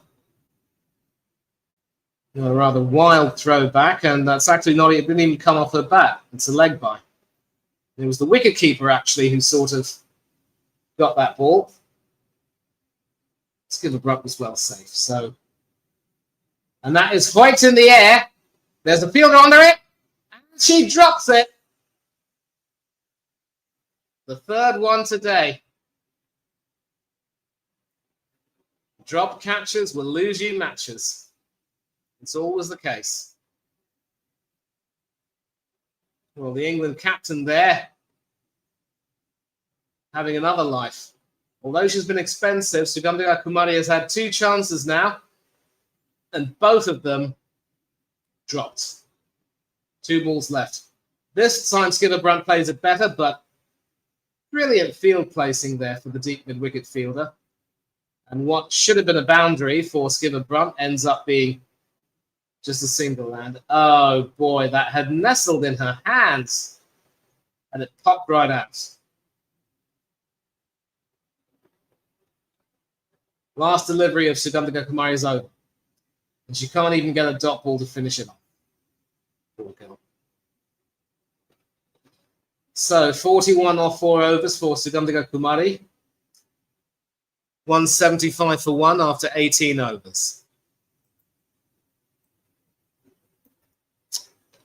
2 overs left. England will want that 200 mark. They'll want that 200 milestone, I should say. And I'll tell you what, if you're a Sri Lankan fan, kind of hard to say how you'd look back on Chamari Athapattu's decision to field first. 3 drop catches in the innings and some not very good bowling, it has to be said. And I think the advantage was pretty much frittered away.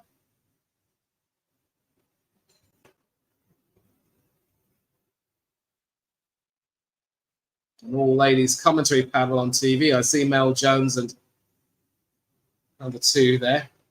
Mithali Ayodhya with the 19th over. Her first ball sort of played behind to the short fine leg fielder there for a single.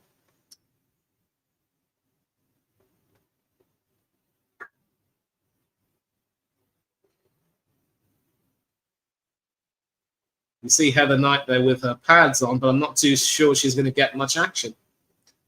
White Hodge moved to 96, and that's Skipper Brunt is on strike. Right arm over the wicket to the England captain, and that is expertly played through the point region, and they get a couple from it.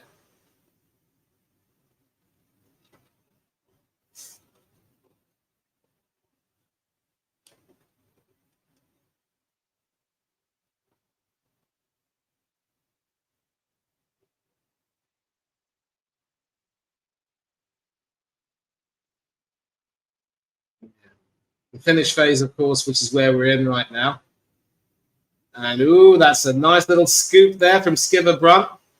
walking to the offside and scooping that over the wicketkeeper, and that goes all the way to the fine leg boundary for a 4. And all the bowler can do is just smile.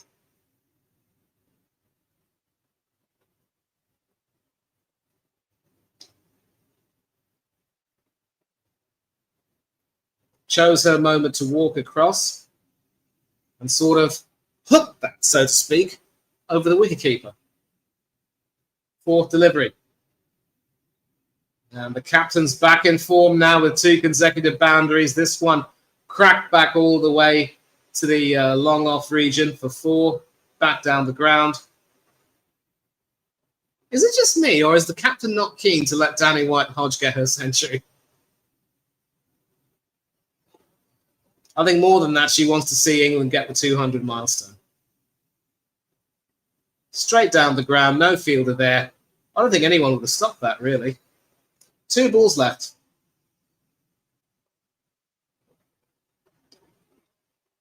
Coming down the track using the long handle, and that is much better fielded. That mid-wicket position is always one which is going to, be quite tempting, but if you pack the field there, you will get some good results. But Skipper Brunt now moving on to 29 off 17. And that is, of course, the 50 partnership, which was brought up by that boundary to long off. 53 off 31 balls so far. Last delivery of the over. And is that going to be called a wide?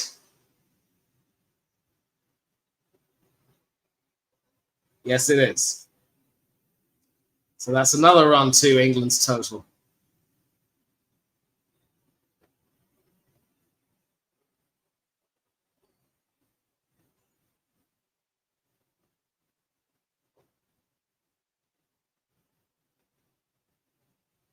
That is very nicely played once again through the cover region for another boundary. And that ends the over, taking England to 193 for 1. And so Danny White-Hodge will be on strike for the final over, 4 runs away from what would be a magnificent opening day century.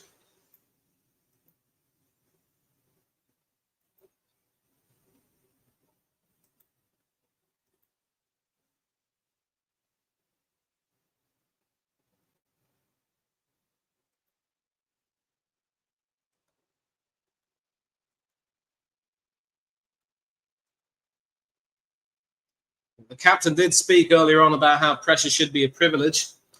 And of course, England come into this tournament having won every single world tournament they've hosted. So the pressure will be on them to keep that streak going. I'm not too sure about the wisdom of a power play. Maybe in this final over,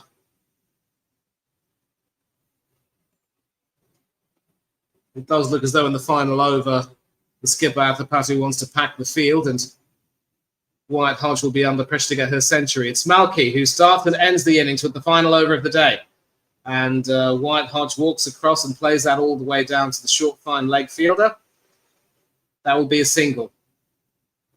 She moves to 97. Team player that she is, I'm pretty sure she might have told her captain, let's just get as many runs as possible. If I get my century, great. If I don't, not a problem. And of course, Skipper Brunt has now gone beyond her coach for the most runs in T20 World Cup history. And that is a wide delivery there down the leg side from Malky Mandara. 771 runs for Skipper Brunt in 30 games compared to Edwards' 768. White-Hodge third on the list with 585.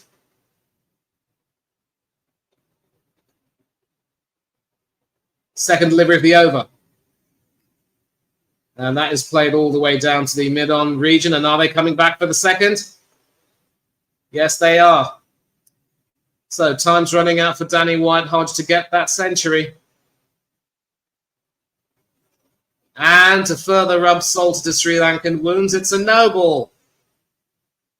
So another free hit, and you can see the Sri Lankan captain there absolutely frustrated.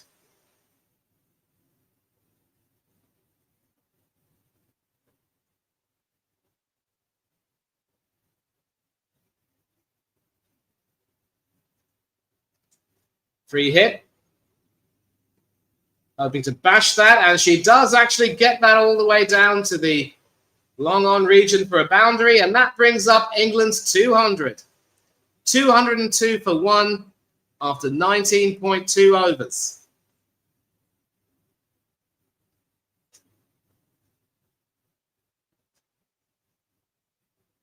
So on both occasions that there have been free hits, those free hits have been dispatched to the boundary.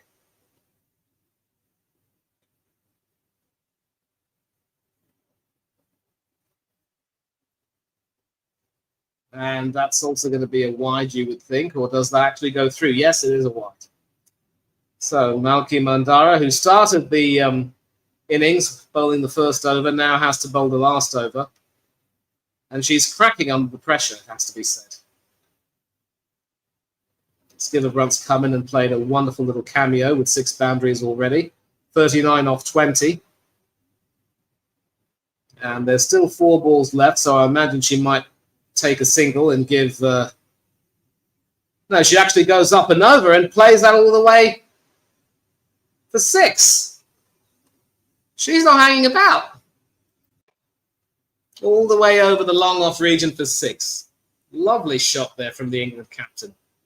And now she's looking for her own milestone. She could get a 50 here. 3 balls to go.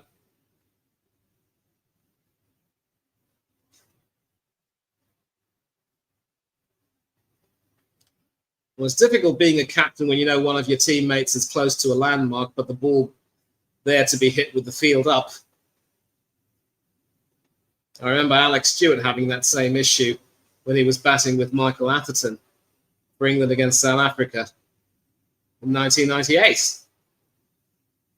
Skipper Brunt once again. Do they go back for the single? No, they don't. Single played all the way there to backward square leg, brings Danny White-Hodge back on strike. 97 not out of 60 balls. She knows that a boundary will take her to 101. If she gets a single off the next ball, she won't have her century.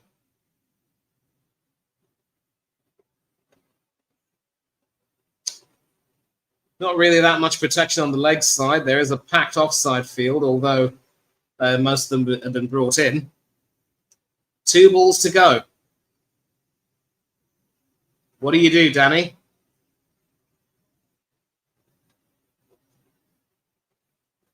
I think she's gone for the 4, and it is a century for Danny White-Hodge.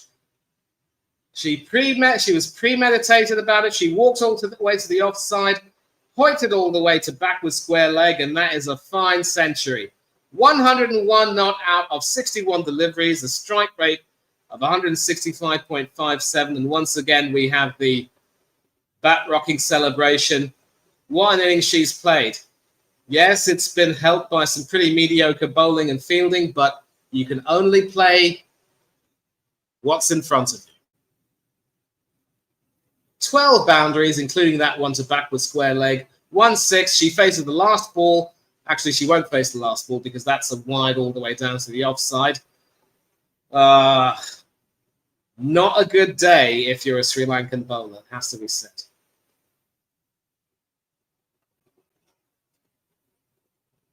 Chose the moment to walk down to the offside, hoiked it all the way to backward square leg, and she dealt with it perfectly.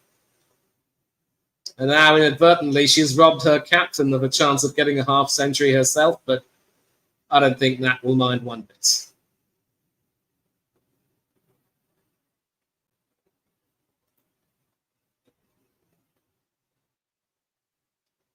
So this over has already seen 22 runs get pummeled off it.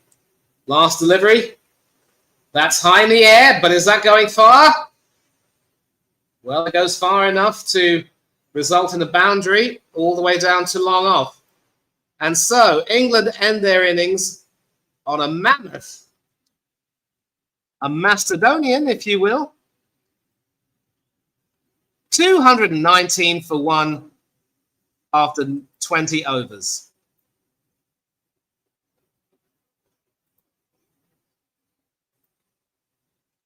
And so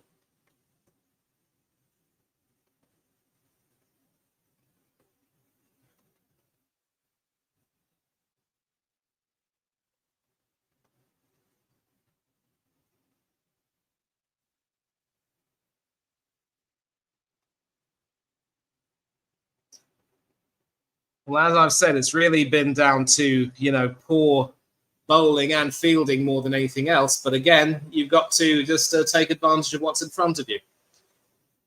Academic, 11 runs and over. Even with Atapatu and some of their other batswomen on fire, I'm not too sure they'll do it. England have 3 spinners in the attack, which might give them some hope. But again, we'll see how they play. And this is England's total. Danny White-Hodge with an absolutely sparkling 105 not out of 62 deliveries. Brilliant, brilliant, brilliant knock. But the story of the innings really has been Sri Lanka's poor bowling and fielding, and 3 drop catches has not really helped them. I suppose it was the right decision in hindsight to bowl first, if only because batting first might have not really given you the right result. But after the pitch settled down and the sunshine, it just became more or less a batswoman's paradise more than anything else. The bowlers didn't really help. The leg break bowler, Kavisha Dilhara, was a bit too short. Sugandhika Kumari didn't get her line right. And it was just carnage. Absolute carnage, it has to be said. So, really not much can be said. And I will take the opportunity to put this link in the chat for anyone who would like to join in with your comments. But of course, I will, of course, be screening people to find out if they are, in fact, genuine. So if there's any of you who would like to come on mid-innings to have a chat, just hop right in and I will be here. And, of course, Hanno did say that he will be joining us in the middle of the innings. And Janlu, of course, if you'd like to come on and have your say, by all means do so. With the exception of Nilakshika Silva, all the bowlers have been nothing short of expensive. Malki at the end, completely disintegrating. Kavisha, they're going for 12. The other bowlers going for 10. It just makes sorry reading, it has to be said.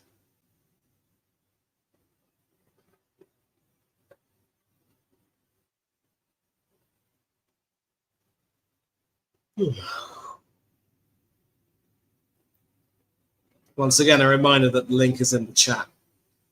And as I said, it's more or less academic, to be brutally honest with you, because I don't think there's any way they can make this. But I will, of course, provide a little bit of a feature on one Sri Lankan player who could very well be trusted to take up the reins, especially once Asapatu retires.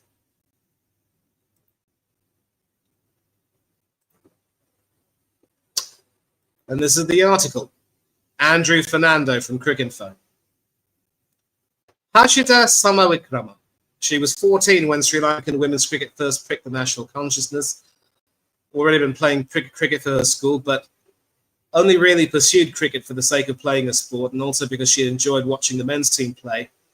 But it was this defeat of England in a thriller at the 2013 World Cup which stirred up a deeper yearning. And of course, one of the players in that team, apologies for that advertisement there, was a certain Chamari Atapatu, who top scored with 62 at the top of the order, as Sri Lanka went on to win that match by 1 wicket off the final ball.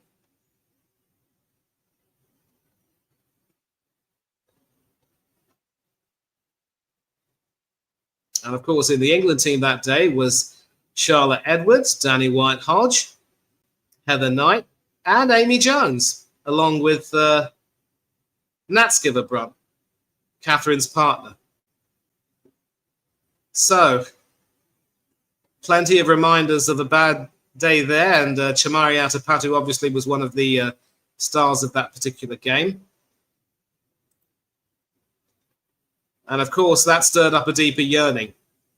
She'd watched all the matches at that World Cup, and that was the first time those matches were telecast. And that was when she decided she was going to play and win matches for Sri Lanka one day.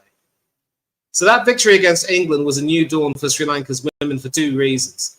The highest profile victory on their ledger until then, making an unprecedented high point, really, in a World Cup in which little was generally expected of the team. And of course, that was the match in which Atapatu first burst onto the scene. 13 years later, Atapattu is captain, and Samara Wickrama has fulfilled her promise to herself and also helped bring Sri Lanka bring to life the promise of that 2013 campaign. Of course, Atapattu, as I've mentioned, has been the superstar and captain around which the cricket orbits, but Samara Wickrama has been her most consistent batting partner. In T20 internationals, they put on 1,202 runs together, both of them, of course, being left-handed batswomen, but very different approaches. Atapattu idolizing Sanath Jayasuriya, while Samara Wickrama is more of a disciple of the Sangakkara school of batting. A lot more elegant and dignified, the bent knee cover drive. And so it's a different combination, a very contrasting combination there. Commanding through the leg side, brutal on errors of length is Atapattu, while Samara Wickrama flits around the crease and carves boundaries through cover and point. A little bit like what Danny White-Hodge was able to do today. It's been clear for years now that Sri Lanka's chances in pretty much any match depend primarily on Atapattu's runs, but Samara Wickrama's advance as a T20 batswoman will also open up a new frontier in the team's batting performance. And so what Sri Lanka want is not merely big runs from their captain, but a strong partnership between these two players, and there will need to be some more who step up. In victories, this partnership averages 41.38. And more tellingly, a good Samara Wickrama innings has also become as reliable as a predictor of a strong Sri Lanka showing as a good innings by the captain. In T20 wins, the captain averages 40 and strikes at 131, while in losses that dips to barely 18 and strike rate at 94. Samara Wickrama's numbers are stark with an average of 44.8 whenever Sri Lanka win, the strike rate of 109, and her average dips down to 17 with a strike rate of 87 whenever Sri Lanka lose. There have been some other batswomen who have levelled up in recent years, the likes of Kavisha Dilhari, Nilashika Silva and Hasni Pereira, and 20-year-old Vishmi Gunaratne, who will be opening today, has also shown some promise. But Samara Wickrama, who's played for 11 years now for Sri Lanka, has a pretty good body of work. Had been modest in the shortest format in 2025, but having had a good 6 months, she's come into the tournament in good form, cracking 61 off 35, then 49 off 29 against Bangladesh in April. And she also did quite well in the ODI series before that. 36 not out off 34 in a comfortable win against the Netherlands, which was a warm-up win. She's still in some decent form. And so runs will be expected from her as well as Atapattu, and hopefully if a few others can contribute, that will be good. And this is the first T20 World Cup in which serious runs are expected of her, and if history is to go by, she won't be daunted by the occasion, because her best moments as a Sri Lanka cricketer had come in arguably their most celebrated win in the Asia Cup final of 2024 against India, which was played in Sri Lanka at Dambulla. And that was, of course, a game that you wouldn't have expected India to lose. It was a T20 international, of course. Smriti Mandhana top scoring for India there with 60 or 47. Poor returns for Harmanpreet Kaur, but Jemima Rodrigues and Richa Ghosh coming in with some important knocks of 29 and 30 respectively, giving India what should have been a defendable total of 165. But some poor Indian bowling, it has to be said, made sure that even after losing Gunaratne, Atapattu and Samara Wickrama stayed together for a brilliant partnership of 87. And when Atapattu got out, it was Samara Wickrama and Kavisha Dilhari who hit the winning runs near the end as Sri Lanka beat India to win that Asian Cup. So, yep, it was Samara Wickrama who hit 69 odd out of 51, and she won the Player of the Match award. So if 2013 was a new dawn inspiring a fresh generation of cricketers, 2024 was the year in which that team hammered its stake into the ground, breaking through into an entirely new galaxy of recognition and acclaim at home. And so Samara Wickrama has grown into a leader, and a lot will be expected of her. The only problem is, thanks in no small part to some pretty poor bowling and fielding, you just wonder if Sri Lanka will be able to reach that total. I think it's fair to say that the way England will be expected to bowl, they'll be hoping to, restrict Sri Lanka, put them under pressure, and take up some wickets. And Janlu, I agree, a great knock by White Hodge. And listen, in fact, if you want to come in, again, do please come in and have your say. But I understand that maybe you might be busy at the moment. Not a problem. And so actually, quite quickly, we're going to start the second innings very soon. A reminder that Sri Lanka need 220 runs to win from 20 overs of 11 runs and over exactly. Will they get that? I'm not too sure. And how they get that will obviously remain to be seen. But we see the openers, Captain Azapatu and the youngster Gunaratne, already padded up. And so we have a very quick transition into the Sri Lankan innings. So let's start things off here by going all the way to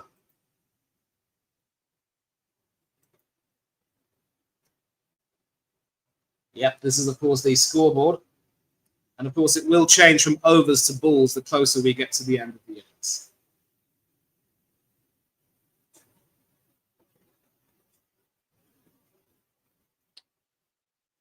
As expected, it will probably be Lauren Bell who will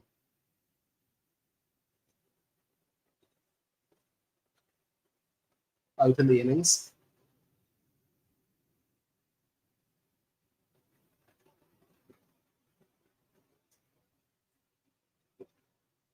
Another advertisement there for more games to come up, including, of course, India's games.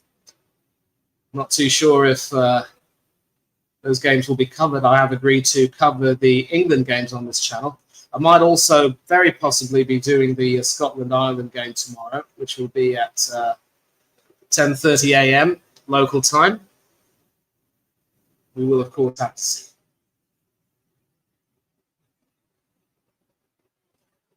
Well, still sunny over in Birmingham. No sign of rain. And so with the pitch having settled down, could this be a possible opportunity?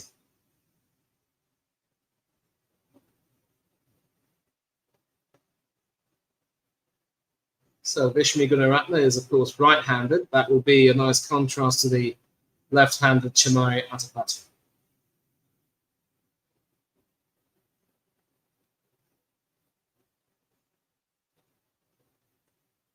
And we see the English ladies, of course, in a huddle. For some reason, not all 11 players are there.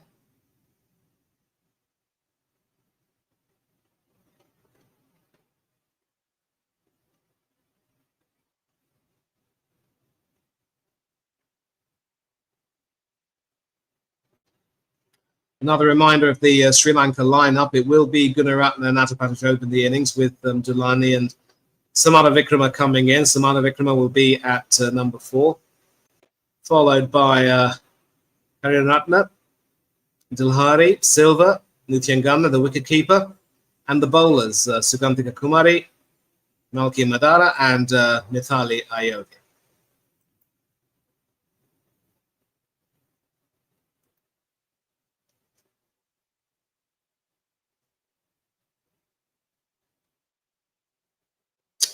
Probably should change this slightly.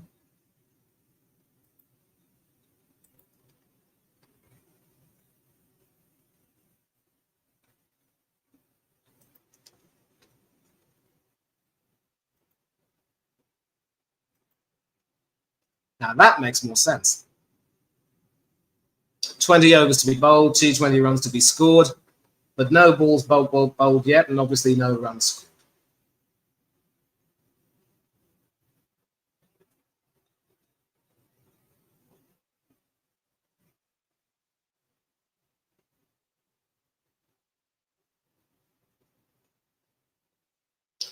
And of course, highlights from that brilliant innings from Danny White-Hodge, 105 not out from 62 deliveries. And of course, I will mention that there is a very, very big footballing lineup for the World Cup, if that's more of your interest. I can tell you right now that Canada have just gotten underway against Bosnia. Canada, of course, being co-hosts. and some score updates. It is still it's scoreless at the moment, and there will be some extra fixtures coming up this Friday.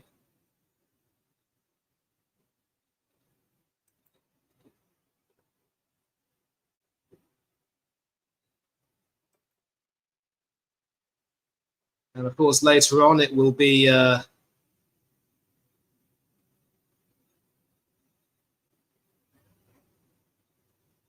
think that's probably the only fixture taking place today. Canada against Bosnia in the World Cup. The Asmir Begovic derby, of course, because Asmir played for Canada's youth teams and played for the Bosnian senior team, in a way.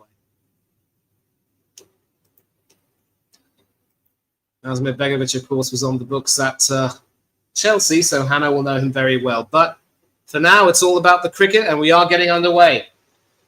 Vishmi Gunaratne and Chamari Athapattu. They are the batswomen, and it looks as though it's the youngster Gunaratne who will be facing the first ball. 20 years old, very, very young, quite inexperienced. She's actually played about 50-odd games for Sri Lanka already. Not the best in terms of strike rate, but there does seem to be quite a bit of promise in her. Still very young, of course, let's not forget. And of course, the Queen Pin, Athapattu, the 9th best player in the world, needs 248 runs to total 4,000 T20 international runs. And it will be the unmistakable frame of Lauren Bell to open the innings, 25 years old, 2nd best bowler in the world, right arm fast medium. 60 wickets in her 42 international matches for England. An economy rate of 7.2, and she will be opening the bowling. Right arm over the wicket to the right-handed Vishmi Gunaratne. And she comes running in. Drifting a little bit wide, but that is sort of awkwardly played all the way to the mid-off fielder there. That'll be a dot ball. You could say that maybe Sri Lanka don't quite have that much in terms of expectations, but it will have hurt them having conceded so many runs.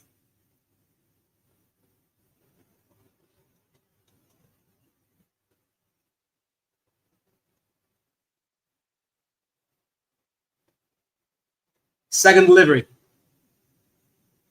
That's a little bit more straight, and that's decently played, but that only finds the mid-off fielder, Sophie Eccleston there, the one of 2 left-arm spinners playing today, along with Lindsay Smith.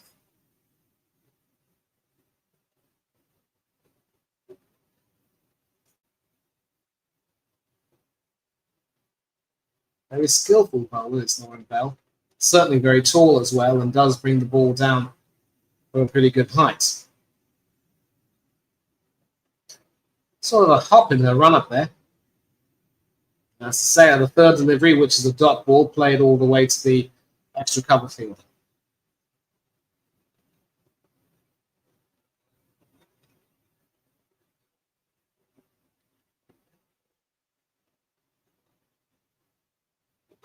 Do please pardon me. Feeling a bit tired.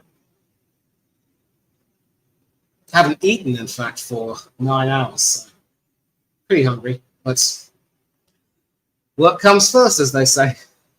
4th delivery of the over. And that is very well played indeed. And that bisects the point field.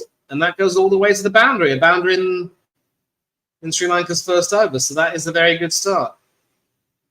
Certainly decrease the pressure. Although I dare say that Gunaratne was pretty... well, that is very, very well played. And that probably could have been better fielded. But you can see there, not very, very aerial. I don't think she was at risk of being caught. Splitting the point fielders there, point and backward point. Beautifully played.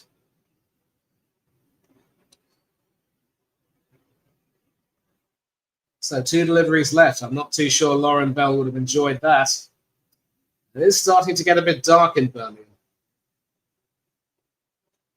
And, well, those are very useful runs too, and that looks like it's going to be a single, and they will take that.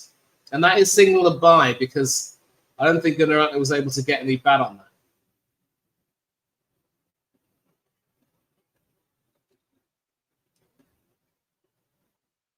Probably looking to bounce her, and didn't quite carry through to the wicketkeeper, Amy Jones. I think it sort of went, underneath her. And you can see there, Lauren Bell not very happy with conceding a 4 and then a bye.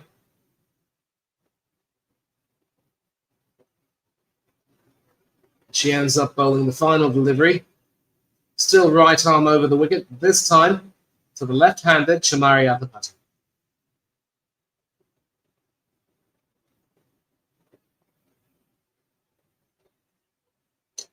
And that is nicely played. You cannot afford to bowl to the leg side of a left-handed batsman if you're bowling, batswoman, if you're bowling right arm over the wicket. Tickled behind the wicket keeper for 4. Actually, I think that's 4 leg byes there. But listen, they're all important runs. They all count. And Sri Lanka are now 9 for no loss. With 19 overs remaining, they still need another 211.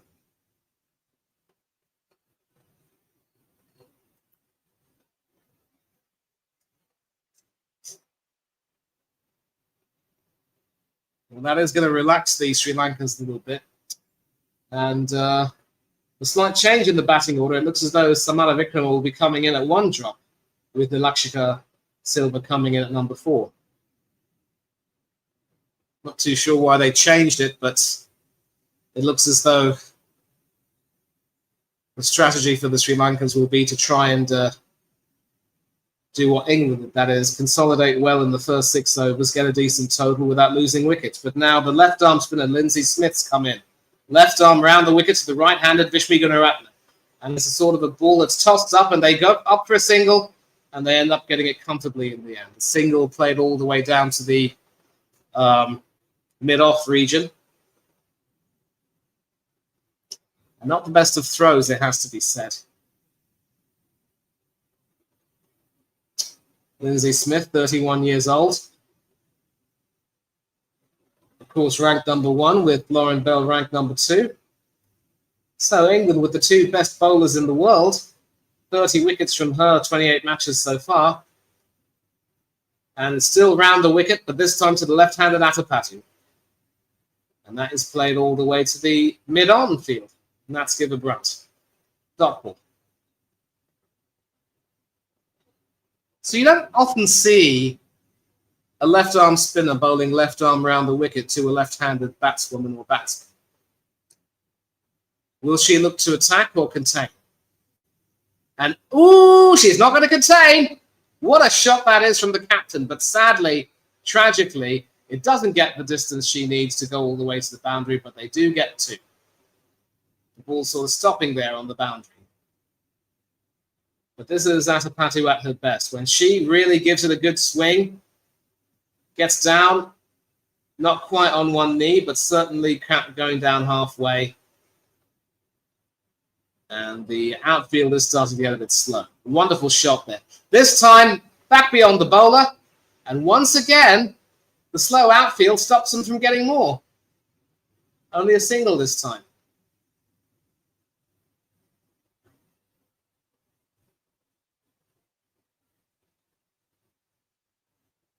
Wow.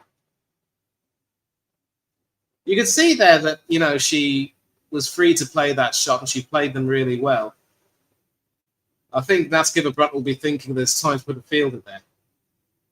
And that's the 5th ball, I should say, with Gunaratne hoping to come down the track and play that, only finding the short mid-wicket fielder. Last delivery. And this time it's back down the ground. Does she find a boundary at least? Nope. It does go a little bit further, but Alice Capsey running around to prevent any further damage. And so Sri Lanka are currently 14 without loss after 2 overs with 18 overs remaining.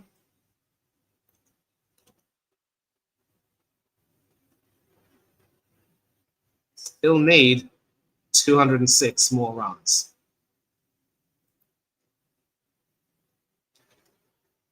So Sri Lanka are definitely going to look to try and do what England were able to do. Basically,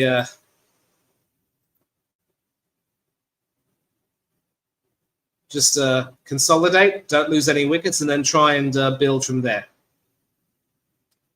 Lauren Bell back into the attack. You can see that the boundary through the point region. She'll want to take a wicket or two. Right arm over the wickets of the right-handed Gunaratne. A shout for an LBW. And that is a wicket. That is a wicket.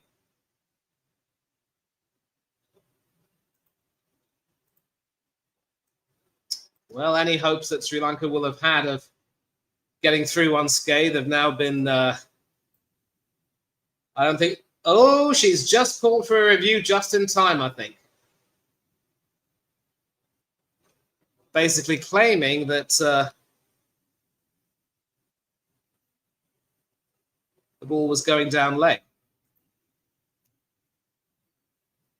And of course, reviews have to be used judiciously, because if you lose this review, that's one less, and you don't have too many left. Claire Polasak is the third umpire on duty. I think Snicko will reveal that there was no contact between bat and pad there. Hitting the pad, you can see that. And I think Gunaratne knows that the game is up and she's walking off. Probably shouldn't have even asked for the review. In line, outside off, going on to, that is as plumb as you could get. Why she asked for the review, I don't know. The easiest decision that umpire Williams could make.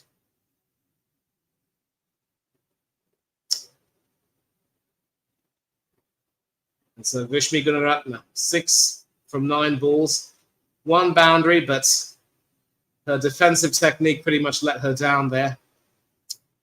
So already Sri Lanka are under the cosh. Can't really say that. They were under the cosh at the end of the innings.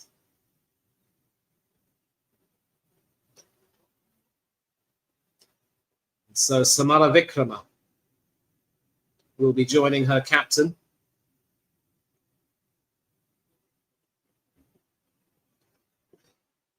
Is it Samara Vikrama though?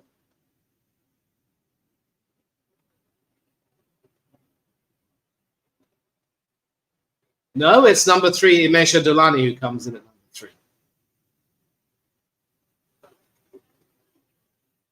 Young player. Right-handed. And she'll be facing the second ball of Lauren Bell's second over, and that will be a wide.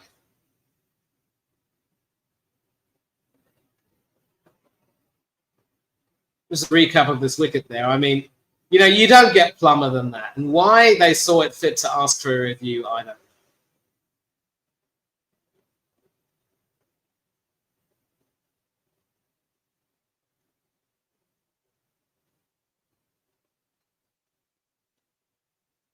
Okay, Lauren Bell now coming in.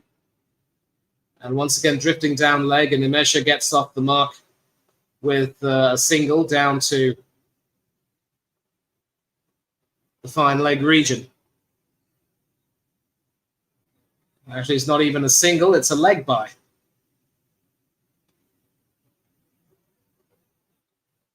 Above the knee roll, going on to crash into middle. You don't get any plumber.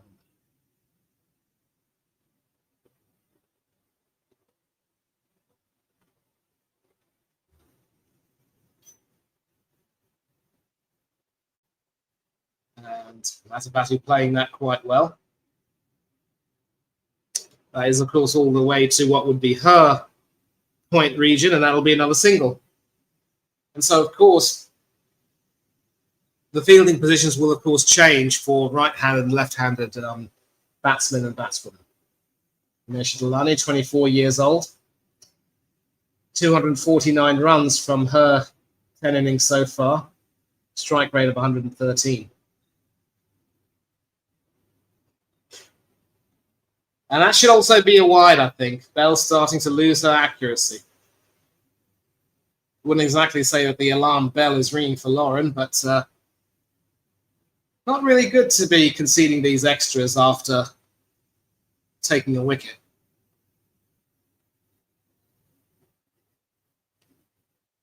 Wearing number 63, the same number as a certain Joss Butler does for the men's team.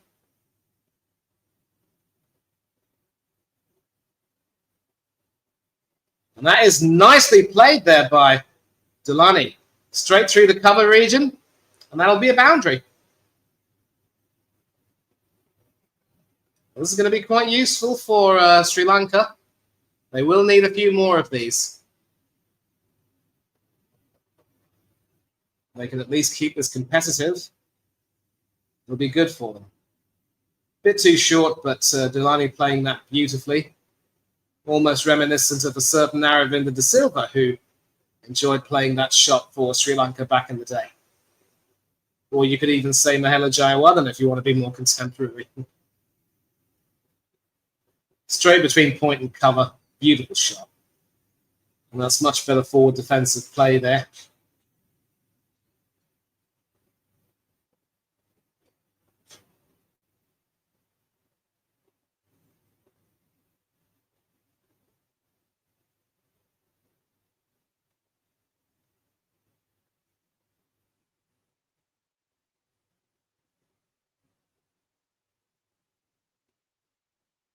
Last ball of the over.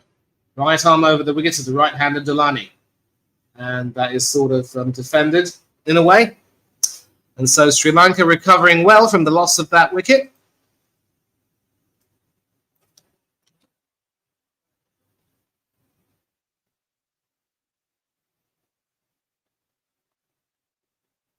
And so that brings the needed runs down to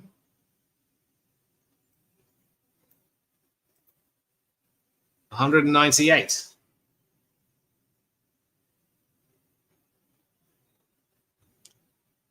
Not too sure you could necessarily call Imesha a day watchman with Hashida expected to come in at one drop, but it looks as though she's protecting the more senior player there. And now Charlie Dean, the England vice-captain. Right arm off spin, round the wicket to the left-handed Atapatu. First delivery is played back to the bowler. Slightly cross-batted in the way, but no real threat. And she is, of course, number 4 in the world. World-class bowling attack. Second delivery. And that is high in the air. There should be a fielder coming under that to take it. And it's Wyatt Hodge who runs all the way to the deep mid-wicket area. The mid-wicket area, I should say, and catches that. And that is the end of the Sri Lankan captain. That is not a shot she will look back on with any kind of pride. And so, with 16.4 overs remaining, Sri Lanka have lost 2 wickets. Never really getting to grips with that. Quite high in the air. And now we see Samara Vikrama coming in. Almost lost sight of it, did Wyatt Hodge, but she got her hands on that, and that is a lesson. You've got to take your catches.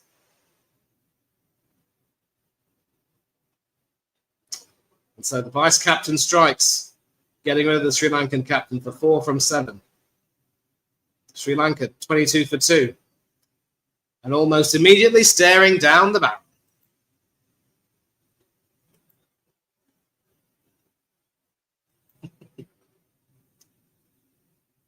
I know what you're thinking, Chandler. At least I think I do.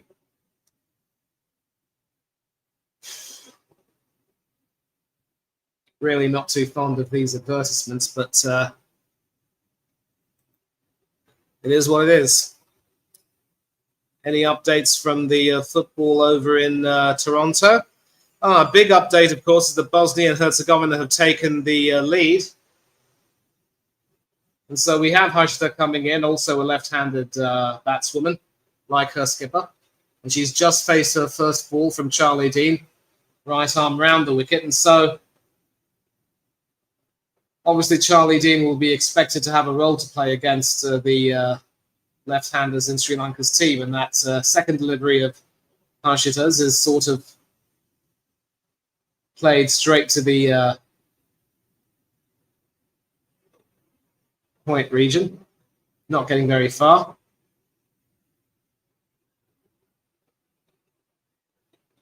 And that is beautifully played there, bisecting the cover and mid-off fielder.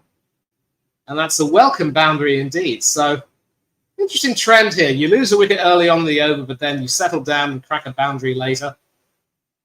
Not too bad.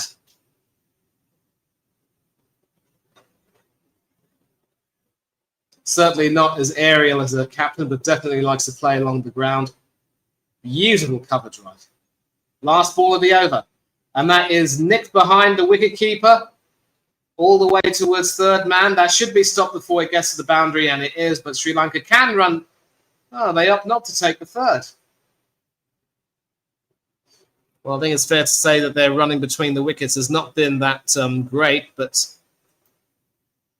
at least they have a little bit of respite. So 28 for 2 with 16 overs remaining. Still need another 192 runs to pull off what would be an improbable win. And as I've said, on 21 minutes, Bosnia and Herzegovina have taken the lead, with Lukic putting them ahead after ex-Arsenal defender Sead Kolasinac gave them provided the assist. Edin Dzeko is starting the match on the bench. So Kolasinac is captaining the team.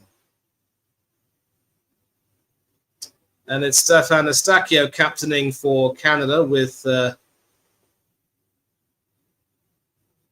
Alphonso Davies for some on the bench as well. So both of the first choice captains are starting the match on the bench.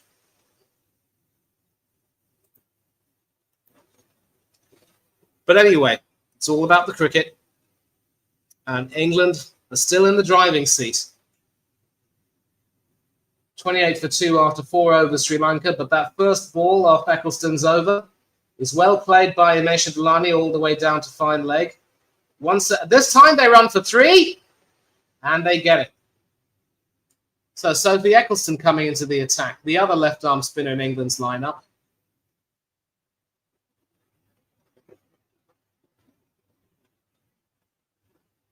Very tall, big-built left-arm spinner. A mainstay for quite some time, and she is, of course, ranked 6th in the world. 144 wickets for her from her matches.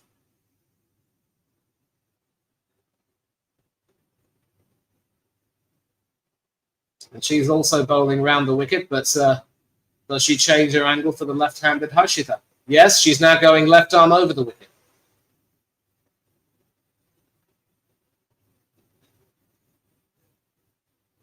And that is a good delivery. You always want to make sure that when you bowl left arm over to a left-handed batsman or batswoman, you get your line right, let the ball turn in, don't give the batsman any room to cut. And sort of a sweep at that, which goes up in the air, but it goes behind the wicketkeeper and all the way down to the fine leg boundary for 2. And so these are useful runs, but Sri Lanka have to make sure they don't run out of wickets.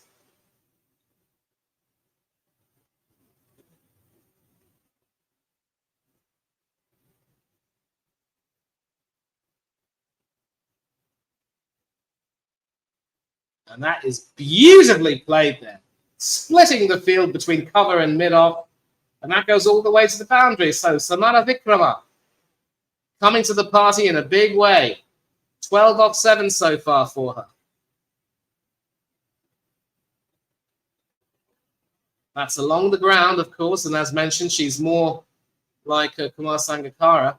Not the best fielding over there at mid-off / long off, but maybe some hope. Not quite able to read that delivery. kind of, jumped back on her, you could say.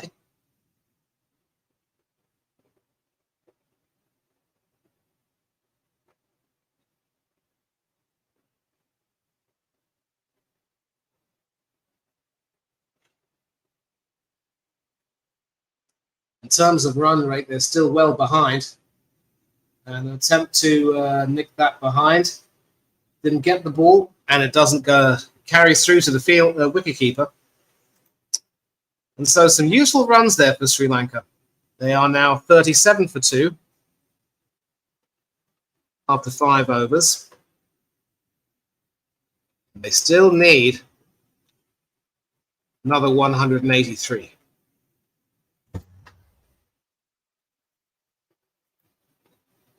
Another reminder that they need to score 220 runs at 11 and over, but they're barely going at about 7 and over so far.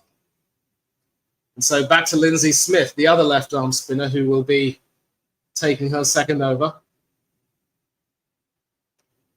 Does she go round the wicket to the right-handed Dulani or over the wicket to try and contain her? It's round the wicket, left arm. An attempt at a reverse sweep, and it does not go to plan. Doesn't get connection with the ball, and it goes straight to the wicketkeeper. So, yep. Doesn't really flight the ball that much, but she does get some great revolutions on the ball. And the second ball is played straight to the mid-off fielder, former captain Heather Knight, who was, of course, captain when England won the 50-over World Cup in 2017. Third delivery. And very nearly getting herself bowled there, the Sri Lankan batswoman. Just can't get that reverse sweep at all. And you can see that that ball also kind of turned into her in a way. These left arm actually didn't quite turn into her. Went off her glove and into her body. All ends up. This time she plays the sweep and she loses her wicket. Straight to the square leg fielder, and Sri Lanka are now in all sorts of bother.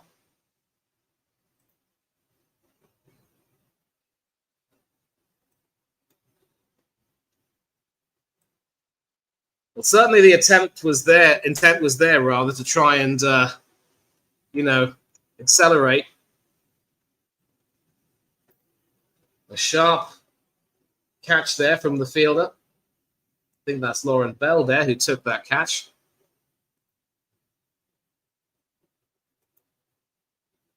But the spinners are already getting a stranglehold on the game. First Charlie Dean and now Lindsay Smith. Imesha Dulani goes for 7 off 9 with 1 boundary. And Sri Lanka are behind the 8 ball.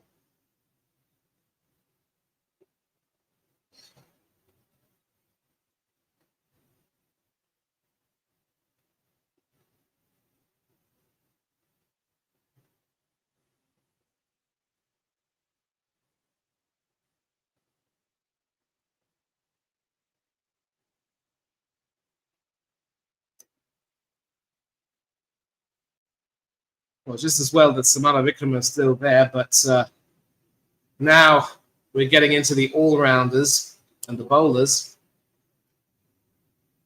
Very soon it will be all over, bar the shouting.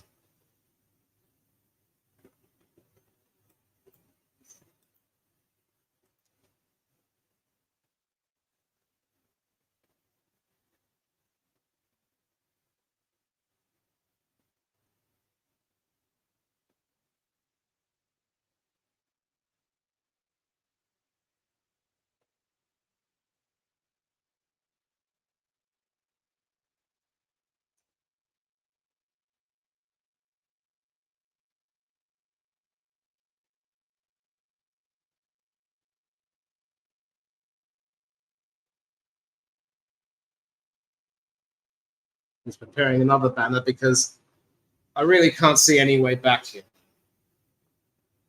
The only thing they did get right today was winning the toss.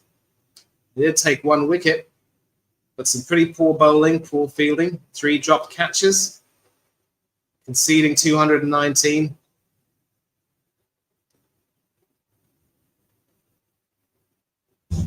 it's a no contest so far, it has to be said.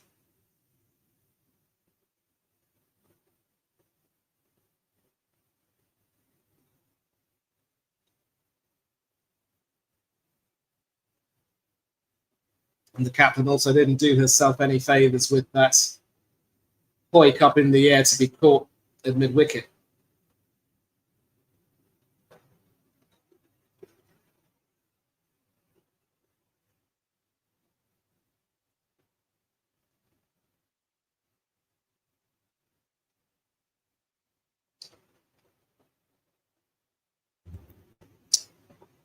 And so the next batswoman is Hansima Karunaratne, coming in at number 5.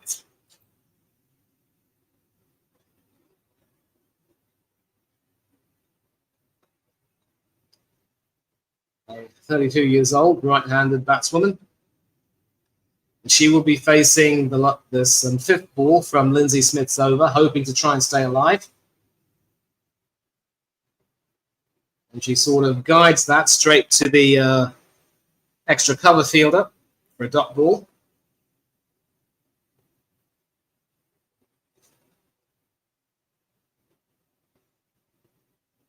Last ball of the over.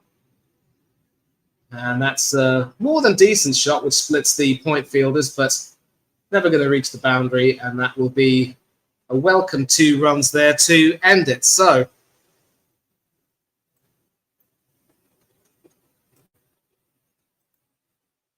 Sri Lanka currently 39 for 3 after 5 overs, after 6 overs, I should say.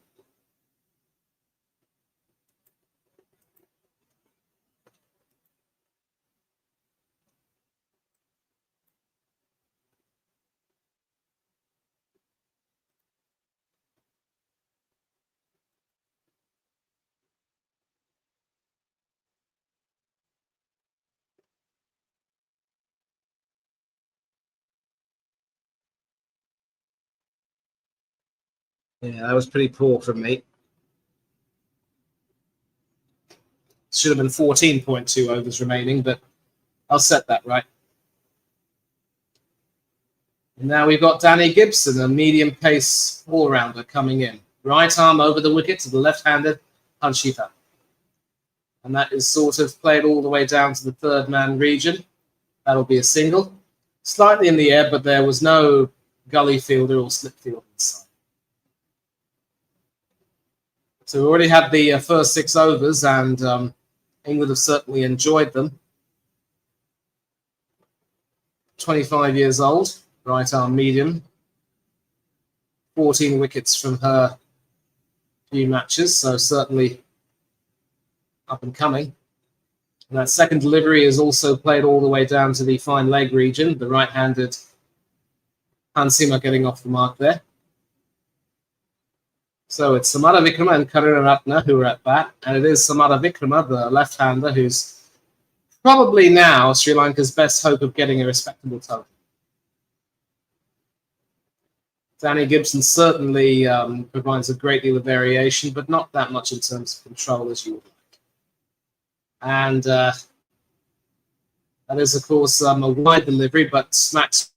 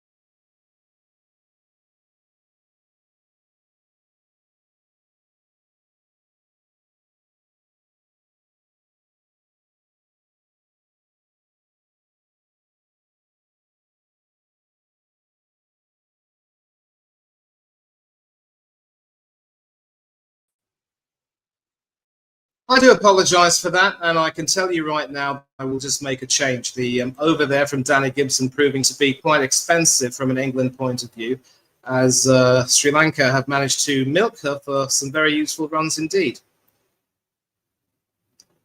They are now 52 for 3, with 13 overs remaining.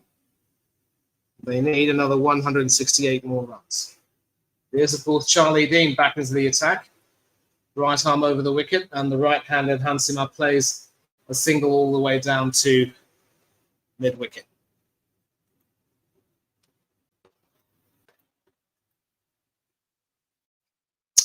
Some issues with the internet on my side. I do apologize. I've had to start using the mobile hotspot, which I have, a different connection.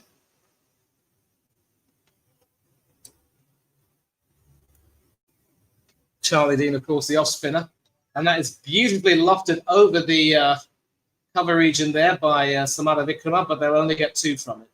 Doesn't quite go to the boundary.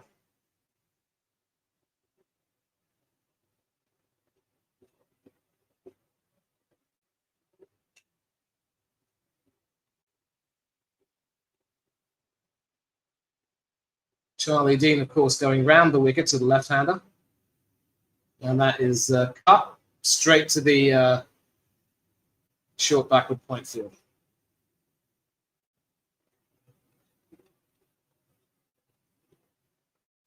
Warren Bell so far the best bowler in terms of dot balls bowled with 9, and that is swept all the way to the square leg boundary, straight to the fielder Danny White-Hodge, so only a single.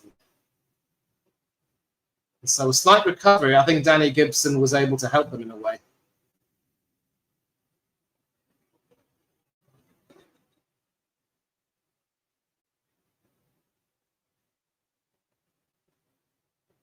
Over the wicket to the right-handed Karuratne, and she plays that very nicely all the way down to the deep backward square leg boundary for just for a double, I should say. 2 runs there. So some sort of semblance of recovery going on right now.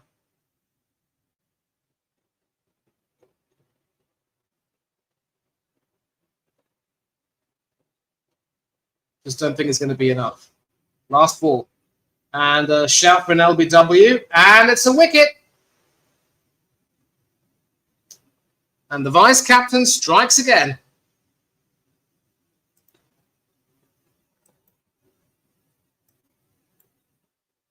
Well, Sri Lanka were making a bit of a recovery. And this time they opt against using the review, having wasted 1 earlier.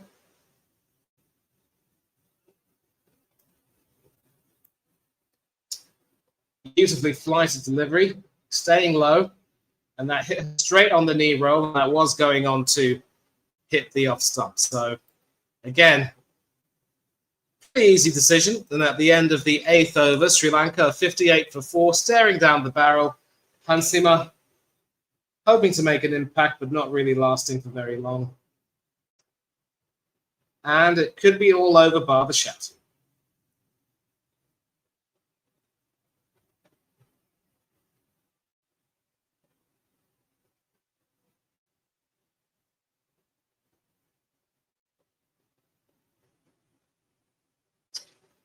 Well, for some reason, my broadband connection, my modem has sort of maxed up on me, so I've had to change connections for now. I do apologize for the muck-up there, technical muck-up.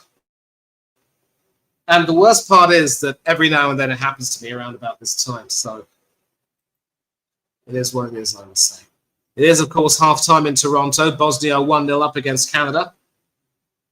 The Lukic header, of course, giving them the half-time lead. And back to the cricket, it is Kavisha Dilhari who's come in at number 6 to accompany Samara Vikrama.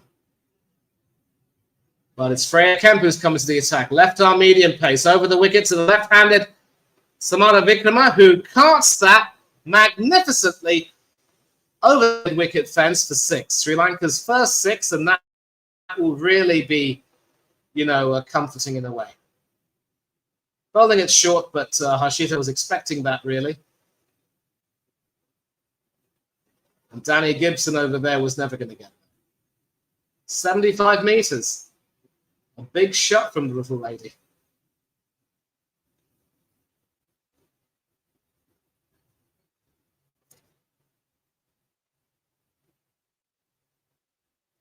So maybe some smidgen of resistance. Maybe they can reduce the margin of defeat to under 100. Second delivery, left arm over the wicket.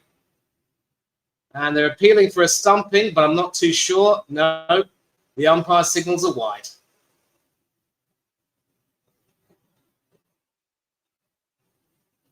I wonder if England are going to review that. Probably not. Her foot was sort of behind the crease, so to speak. Yeah, that's really good cricket there. She made sure she got her foot back before Amy Jones could do the rest. And the next ball ends up being smacked all the way to the square leg boundary. They do manage to run a couple, thanks to some enterprising fielding, though. But as long as Harshita Samaravikrama is there will be some hope.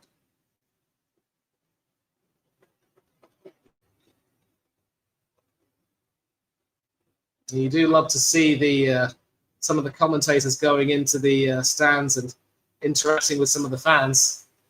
A wonderful display of St. George's crosses and Sri Lankan flags in the stands already.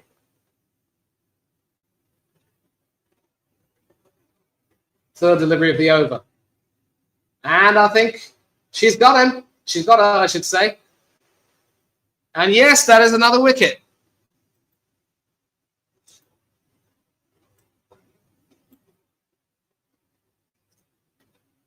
Well, she's arguably been her best batswoman today, but with her gone, with Harshita Samaravikrama gone, it really should be all over bar the shouting. Kind of a slower delivery. Harshita wasn't really able to pick the line there. Ended up being bowled, beaten all ends up, so to speak. Fine innings there of 29 off 18, but not really enough. And at this point, with 11.3 overs remaining, Sri Lanka are 67 for 5. England are halfway there.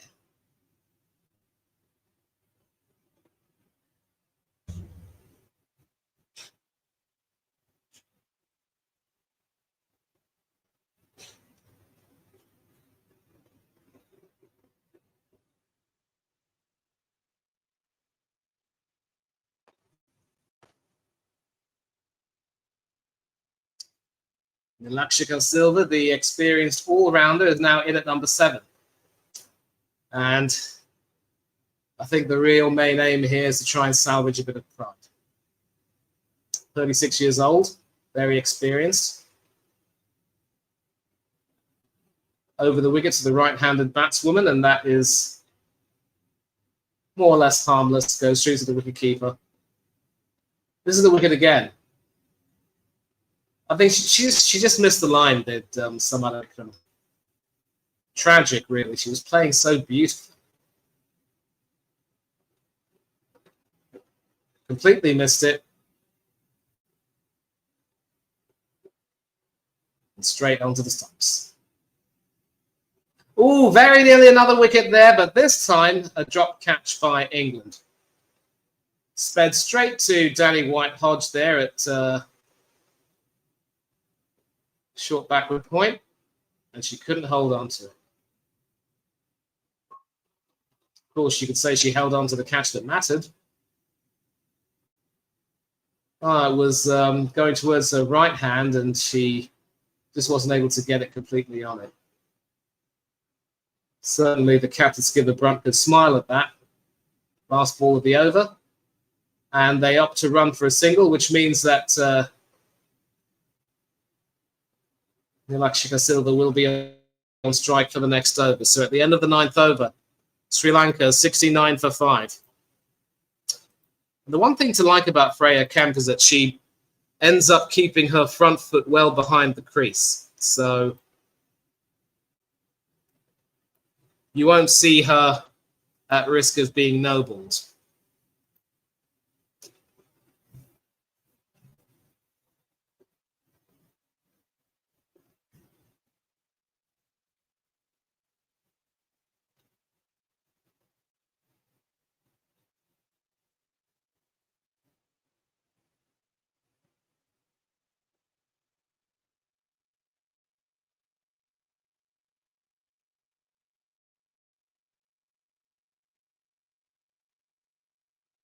Not even halfway through the innings, and Sri Lanka have half their side back in the pavilion.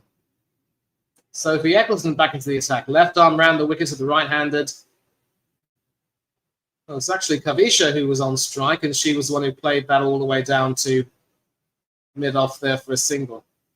So under the impression that Lakshika would have been on strike, but she is on strike now.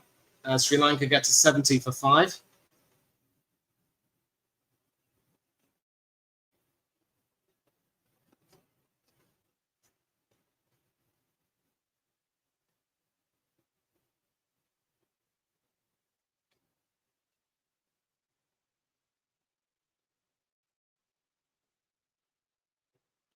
Second delivery. Also left arm round to a right-handed batswoman, and Lakshika plays this all the way down to long on for another single.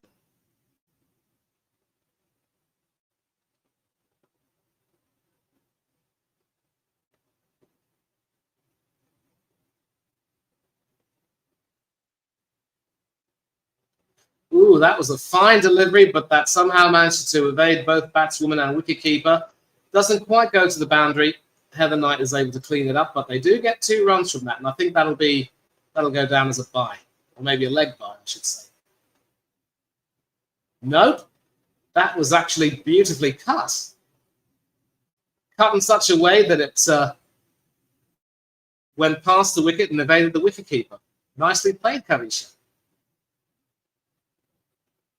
And she plays another single all the way down to long on / mid on. Kavisha Dilhadi.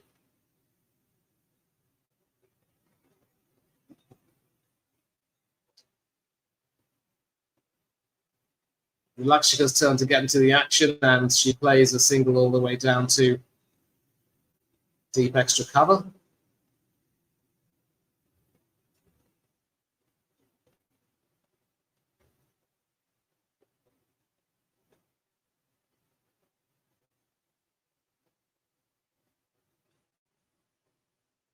Last ball of the over. Opts for the aerial route, does Kavisha. And again, she's able to get at least 2 runs from there. She does get 2. Goes all the way down to long off, but sadly no boundary. The outfield over there pretty much stopping short. And so at the halfway point in the innings,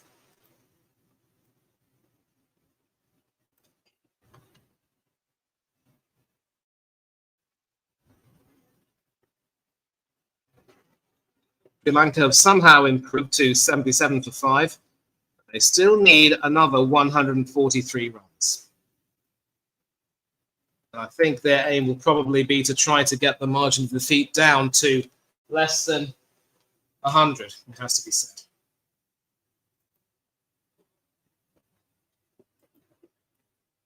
Yeah, cool. I'll wait for you then. But to be honest, I mean, you haven't really missed too much in Sri Lanka's innings.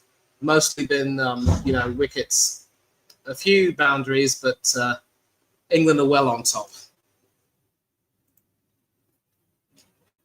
Half the innings over, half the side back in the pavilion. Danny Gibson back into the attack, right arm over the wicket to the right-handed Lakshika Silva. And that's a dot ball.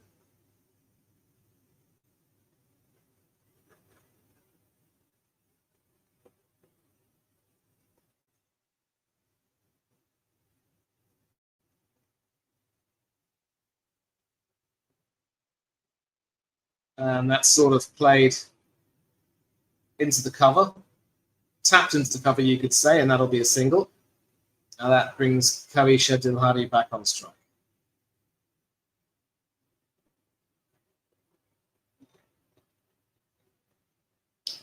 So with the exception of Gibson and Kemp, the English bowlers have been quite economical. Smith obviously with 350 and a wicket from her 2 overs. Outstanding. And that's played back beyond the bowler, but chance of a run out here? No, I think she's safe. They immediately refused the single as soon as they saw the fielder gather it, and they made sure got back on time.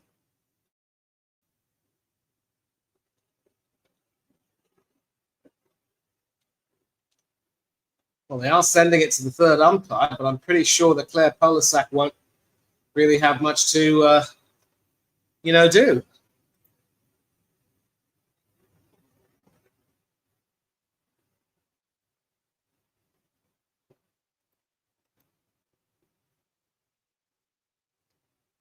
Maybe there's the case of the bat being in the air when the wicket was broken.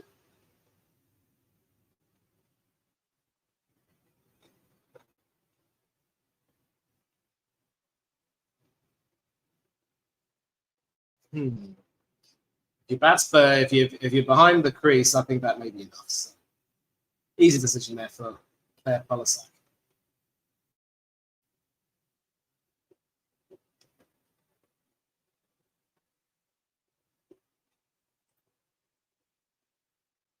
No, they're waiting for the decision.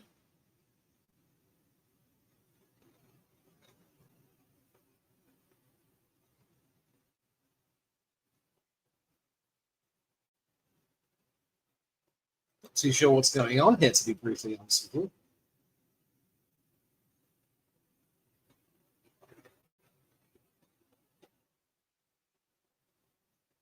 I think there's a technological blip there, maybe. Yep. It has, in fact, been confirmed it's not out.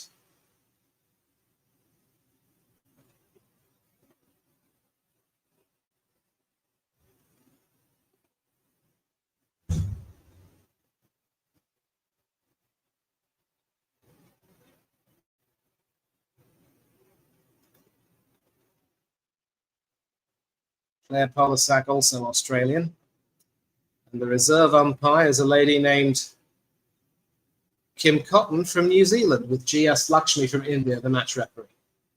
So, after all that kerfluffle, it's back to the cricket. Danny Gibson, 4th ball of her over. Right arm over the wicket to the right-handed Dilhari. And once again, just can't seem to get that ball away.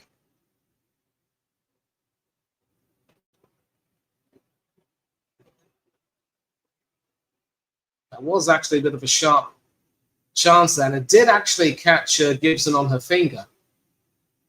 Painful.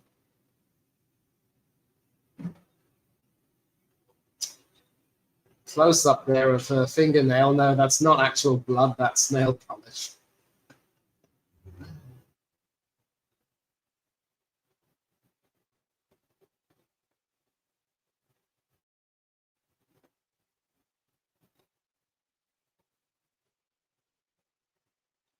Fifth ball of the over. And she hoiks that all the way down beyond long on, and that will be a boundary. Well played, Kavisha Dilhari. So Gibson's now gone for 18 runs off 11 balls. Not really exactly putting the pressure, keeping the pressure on the Sri Lankans there, but this is a fine shot there from Kavisha Dilhari. Going down the wicket slightly, walking down, getting to the ball and smacking that back. And then the final delivery, she hoiks that all the way to the mid-wicket area. That should be stopped before that goes to the boundary. And it's a combination of Lindsay Smith and Charlie Dean that limits it from 4-2. So Sri Lanka still fighting.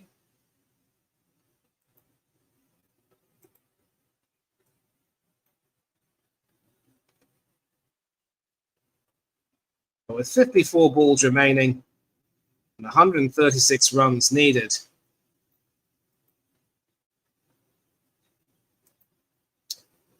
I don't think they're going to get it. Just another reminder, they need to get a total of 220 from their 20 overs at the rate of 11.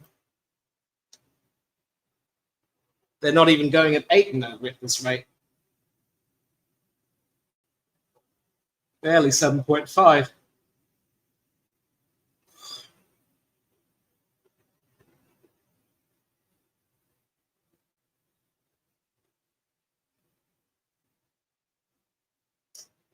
And of course, it bears reading that England didn't lose their wicket only until the 14th over, after the 14th over. Charlie Dean back into the attack. Her third over. And it's a dot ball. Right arm over the wicket. Played back. I'm not too sure why they felt it fit to say England and Wales, because I don't think Cardiff is hosting a single game. And the second ball, Nilakshika Silva goes down the track and smacks it too long on for a single.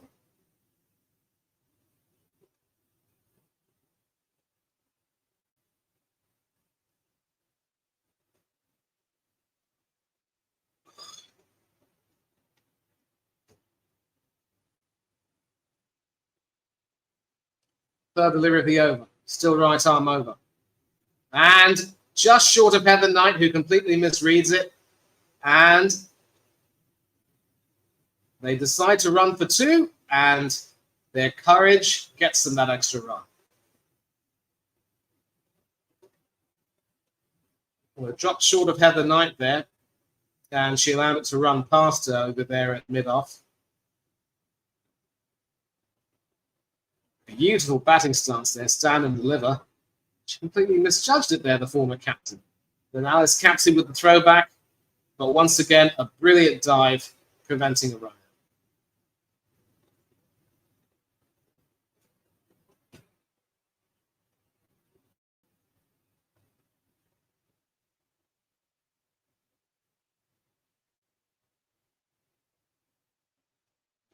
Fourth delivery of the over.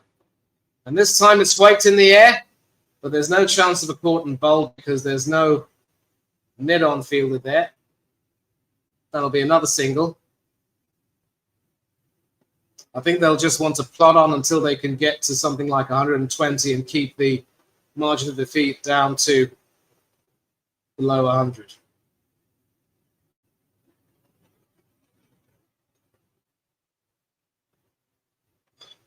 Two balls left.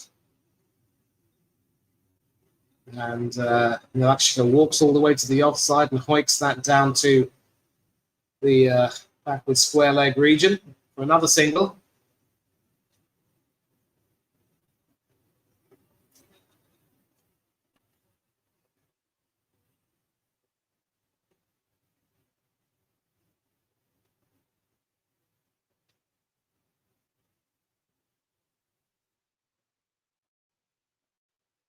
Last ball of the over. This time Dean goes round the wicket to the right-handed Kavisha Dilhadi. Dilhadi plays that all the way down to long on for another single. And at the end of the 12th over, Sri Lanka are 90 for 5.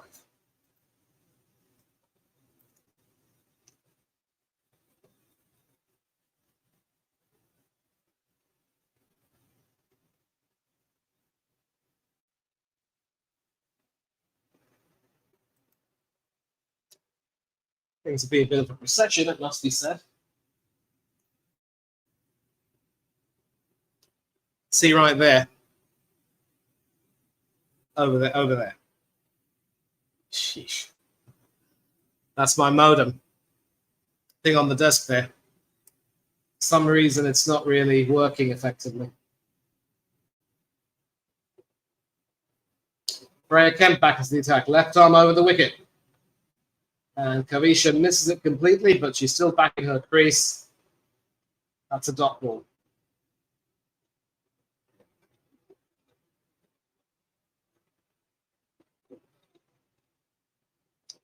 And this was, of course, the over that Kemp bowled, varying her speed, and she, in fact, bowled Samara Vikrama from a slower ball.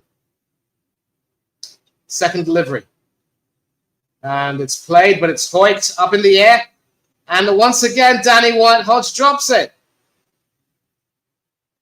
Well, she took the all-important catch of the Sri Lankan captain, but this time around, I think she's been slightly off it. You could forgive her, of course, for that in lieu of a century, but still,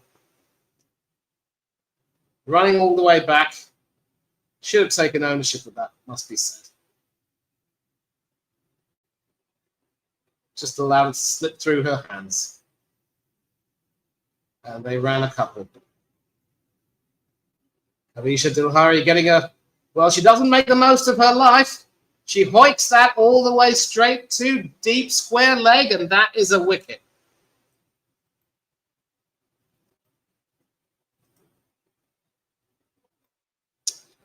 And so with 45 balls remaining, Sri Lanka are down 6 wickets. Really is all over by the shouting. Not too sure how she couldn't have seen the fielder there.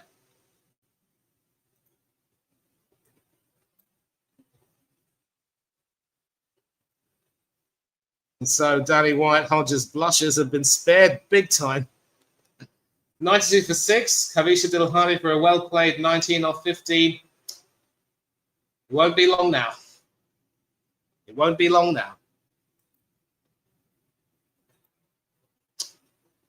Tomorrow, I think there's the Scotland-Ireland game, which will be in the morning, I think, Shamlu. And then, of course, in fact, let me check the schedule for you.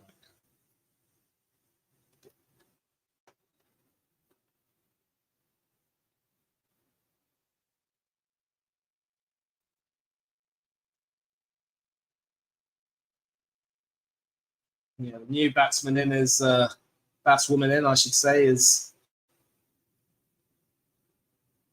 the wicketkeeper, Kashini Nityanagana. She's got a job to do to save herself from getting out now.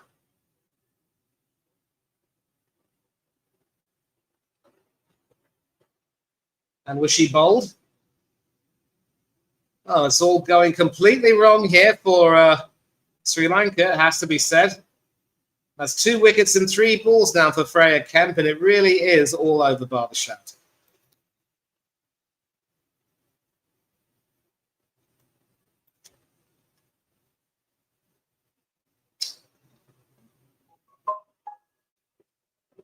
Looks as though she's bowled. Could have been a hit wicket as well, I would say. Yep, bowled. A second ball duck for the wicketkeeper Nityanagana, and Sri Lanka now 92 for 7 with 43 balls remaining. And so I'll get back to your question. Tomorrow you've got Australia against South Africa, which will be at 2:30 local time.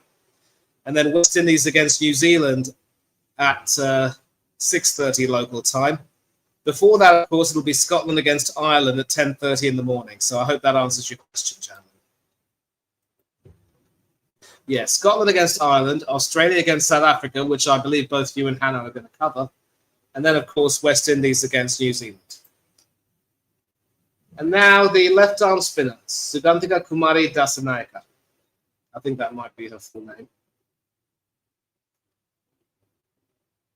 Last ball of Freya Kemp's over. Left arm over, and she bowls the left-handed batswoman. Oh, boy, oh, boy, oh, boy. Sri Lanka have fallen to pieces.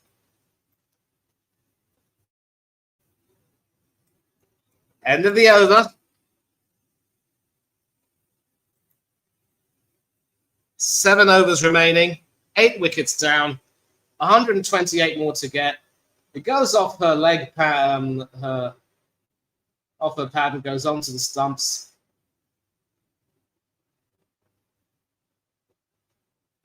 It won't be long now. A golden duck. And as it stands, of course, Freya Kemp is on a hat-trick. If she gets the wicket from her first ball of her next over, she gets a hat-trick.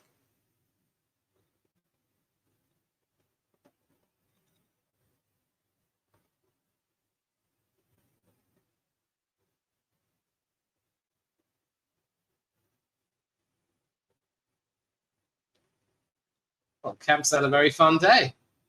Now it's back to Lindsay Smith to bowl her third over. She's already taken 1 wicket, but been wonderfully economical. Malki Madara there, the Sri Lankan opening and closing bowler, coming in at number 10.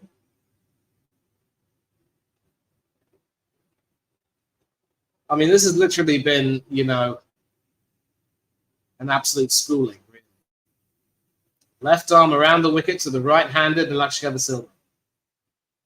And that's cut all the way straight to the backward point fielder there for a single.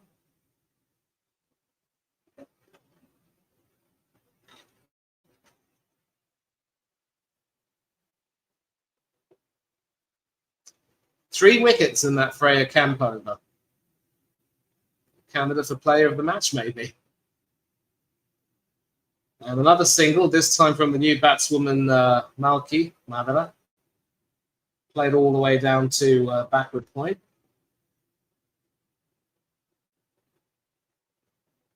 Those are the three wickets. I mean, two, I should say.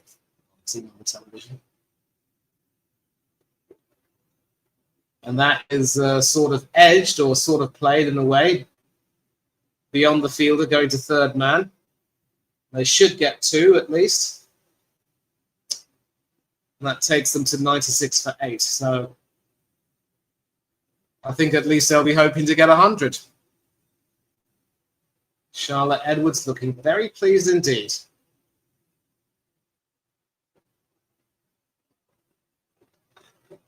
Nicely played shot there by Nalakshika de Silva. Straight through to the covers.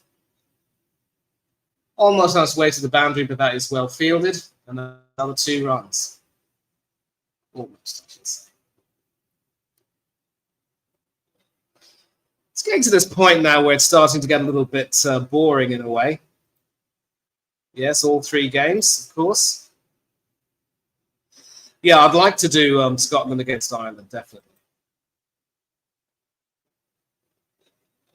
5th delivery. That's also played all the way to the point fielder there, but that will be just a single. That takes Sri Lanka to 99 for 8.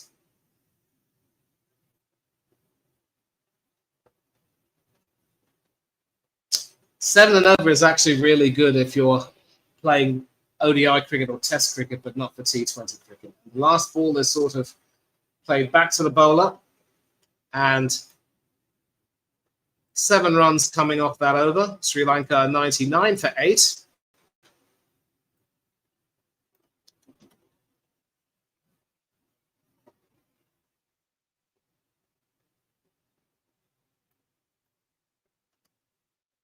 Still need 120 run more runs.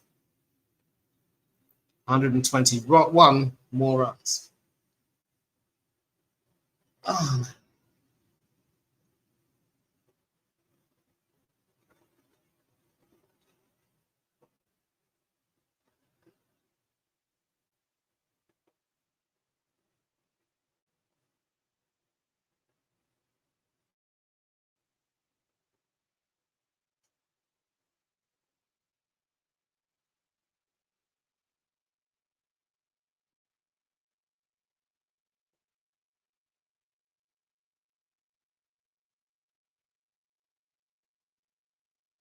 More advertisements, of course.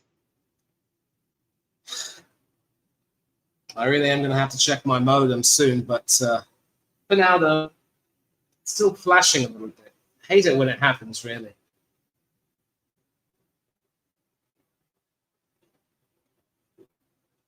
And this isn't the first time, of course, that the internet has caused me problems while doing a stream for Hanno's channel. That's the more frustrating thing.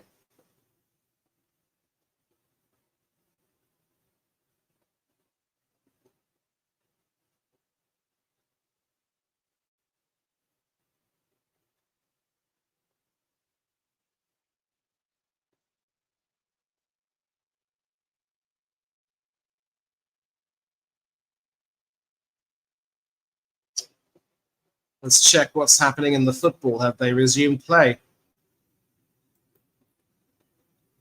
Yeah, they've long since resumed play, and it's still 1-0 to Bosnia with that Lukic goal proving the difference. So not a very happy day for Canada. Unable to emulate their fellow co-host Mexico in winning their first game.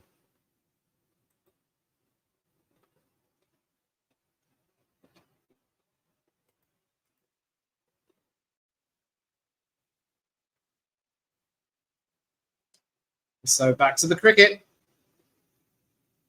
Final 6 overs. Sri Lanka 99 for 8. Can they at least get to 100? Could they possibly reduce the winning margin of defeat to under 100? Just one of those days where everything just seems to have gone so right for England so far. Freya Kemp with 4 for 13 now from her 2 overs. Not the bowler you would expect to have any kind of, impact on this game, to be honest with you. But it could very well be that England have now got their settled attack for the rest of the series, for the rest of the tournament, I should say. 3 spinners, Lauren Bell and Freya Kemp coming in with seam. Obviously, Nat Sither-Brunt won't be bowling seam anymore, but on a hat trick, and she doesn't get it. Goes straight through to the wicket keeper, whips off the bails, but the batswoman is already well behind the crease.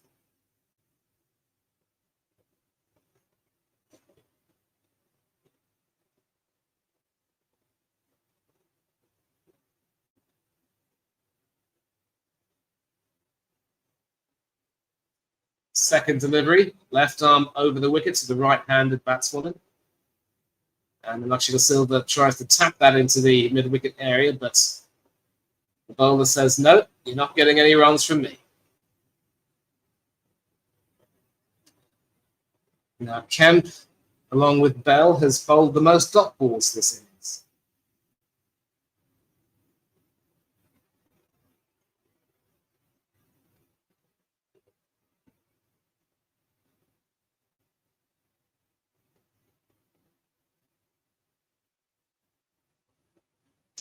Third delivery of the over. And is that going to be called a wide? Yes, it is. Just for the record, any delivery which goes wide at the leg side, even if it's caught by the wicketkeeper, if it's missed by the batswoman or batsman, it's a wide. And that brings up Sri Lanka's 100. They'll take it at this point.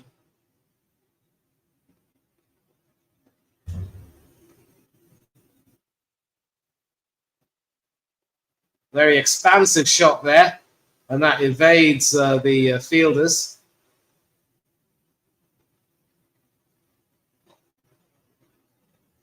Pretty interesting piece of cricket there. I think looks to me as though they were, well, they did actually get the second, looking for a third, but then they decided no. So that takes Sri Lanka's total to 182 for 8. So expansive shot.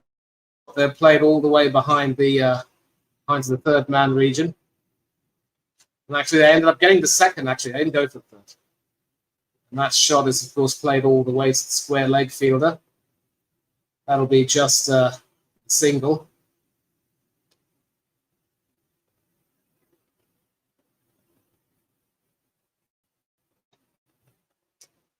Not too sure how it would feel to be batting with the match already lost. 2 wickets left, more than 100 runs to get. How do you approach this? Well, just keep score singles and keep the scoreboard ticking over is one way to go. And that single brings the Lakshika Silva back on strike. Maybe Lakshika could provide a silver lining. I had to do.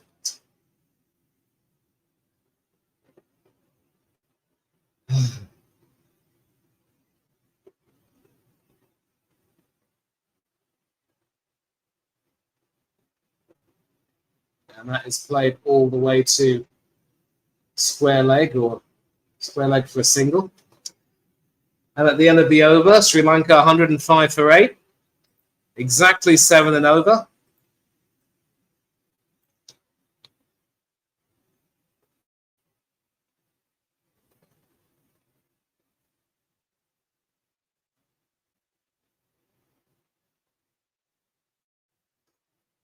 And I think they're probably hoping to get some respectability. But with 30 balls left to get 2 wickets, you can take a look and see the players who aren't playing today. Tilly Courtine Coleman, Sophia Dunkley, Lauren Filer, and Izzy Wong. They always say that when you look at the people that aren't playing, you get an idea of just how really good that team is. Sophie Eccleston, left arm around the wicket, I should say, to the right-handed Anushka Silva, who guides that beautifully down to third man for a very welcome boundary, first ball. And Eccleston's quite been at her best today.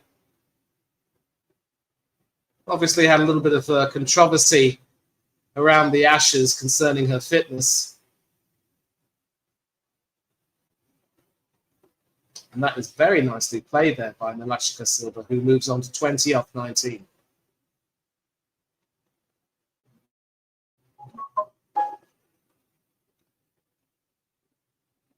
Second delivery.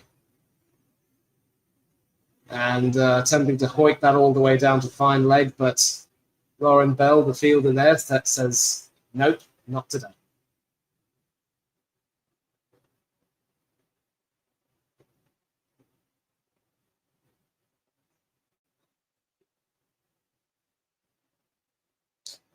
Goes down the track and plays it all the way down to long on for a single. That brings Malki Madara on strike.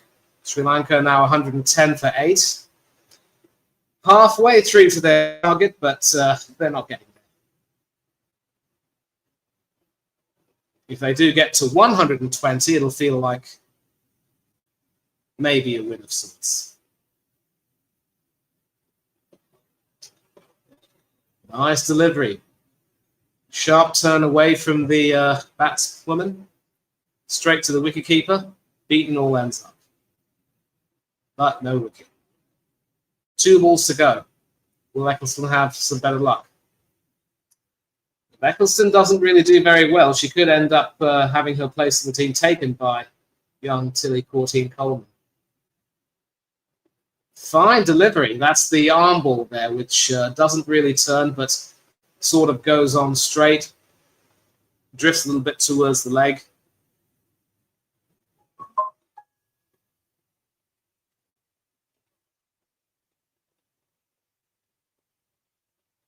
And the final delivery is also a dot ball. So,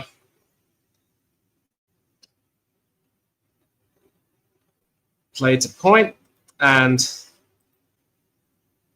Sri Lanka now 110 for 8, needing exactly 110 more runs. 4 overs remaining. Not too sure that Lottie Edwards would be happy if England don't bowl Sri Lanka out. Sophie Eccleston's figures of 0 for 22 off 3. Not very good reading, but Lauren Bell now back as the attack. I think it's crystal clear that Natskila Brunt wants the match to be finished.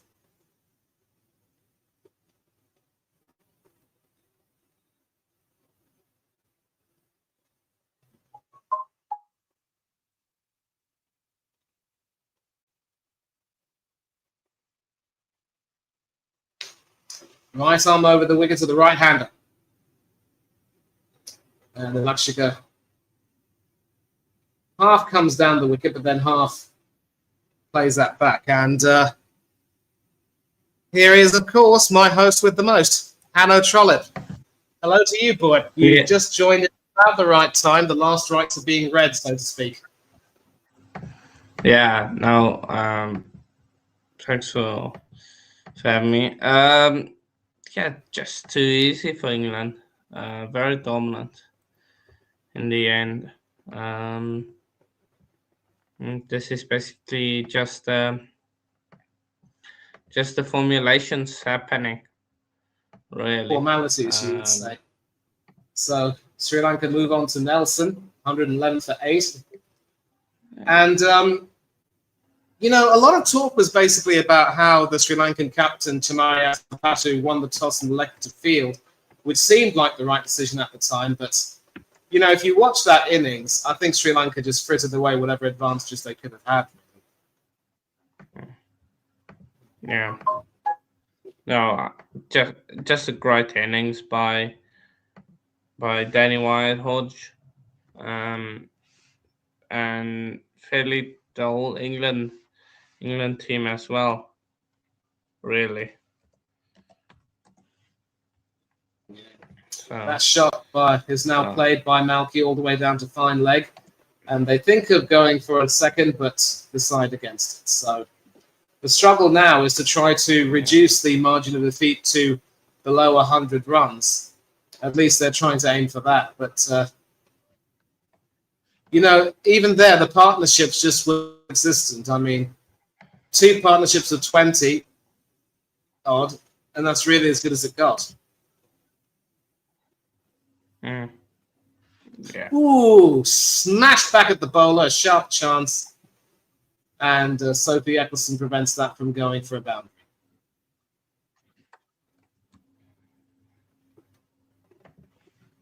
That is the sort of a flight and slower ball there. And, I tell you what, you can agree with me on this. When you have a sharp chance that it comes back against your fingers like that, it can hurt.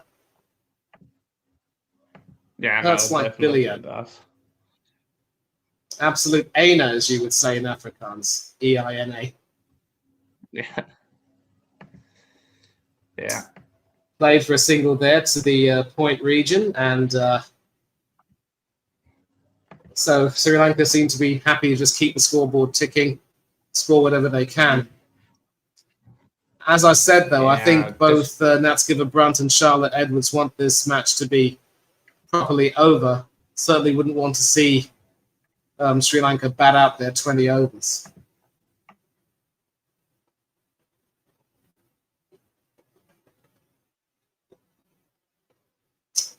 That goes through to the wicketkeeper, harmless. Just get the match over as soon as possible. And then you also get a bit of extra rest as well into the legs of them all. So yeah, of course. Also can help with the net run rate, definitely, because you want to make sure that with the net run rate you finish everything very, very quickly indeed. 3 overs left. I have to change the scoreline to 114. And you definitely do not want to have a situation where run rate comes into play, especially if, New Zealand and the West Indies are able to stay on your tail. Yeah, you don't want to. Lindsay Smith now with her final over. Left arm round the wicket to the right-handed batswoman, and that is played nicely down to the cover region for a single. Lindsay Smith having usurped Sophie Eccleston as the best left-arm spinner in the world, and I was actually saying that with Eccleston not having the best of returns today, she could find her place in the side under threat. Maybe, but geez, it would be after. Maybe, but I don't think. I think they should be fine. Fine shot played by Nilashika Silva all the way down to the point region. Won't be a boundary, but they do run 2.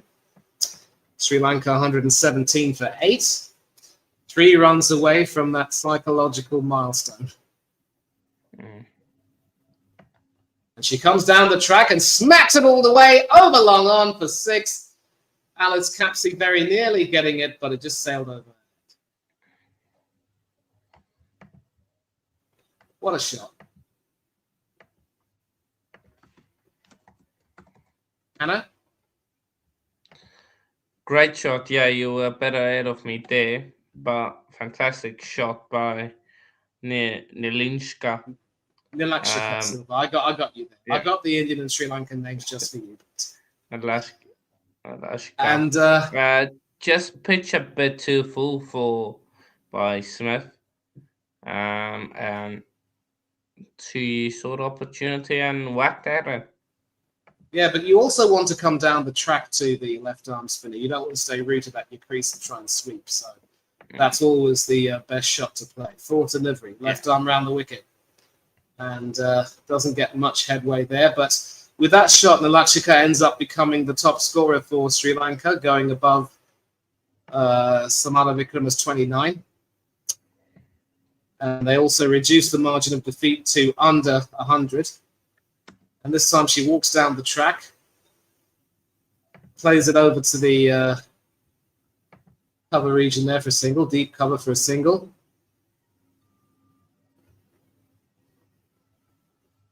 And that wasn't very high in the air. It was descending, but Alice Capsey just wasn't able to get onto that. Last ball of the over. And not what you would necessarily want, a single all the way to the backward point region, which means that Malky will have the strike for the 19th over. Yeah. So you ideally want the number 9 batter facing the first ball of the next over. So yeah, but unfortunately I think that's the situation they're in. You have to take some bit of risks. All be perfect situations and matchups. Freya Kemp now, her final over. She's taken 4 for 19, and her first ball left arm over the wicket is scooped over the wicketkeeper by Madara. Do they decide to go for the second? Nope. They're happy with just the one, which gets Nilashika Silva on strike. And so Freya Kemp actually... No, Malky is back on strike. And Freya Kemp actually took 3 wickets in 1 over. 3 and 4 balls. So that was in her second over, and she was on a hat-trick in her third, but she just missed it. Now, it is Nilashika on strike.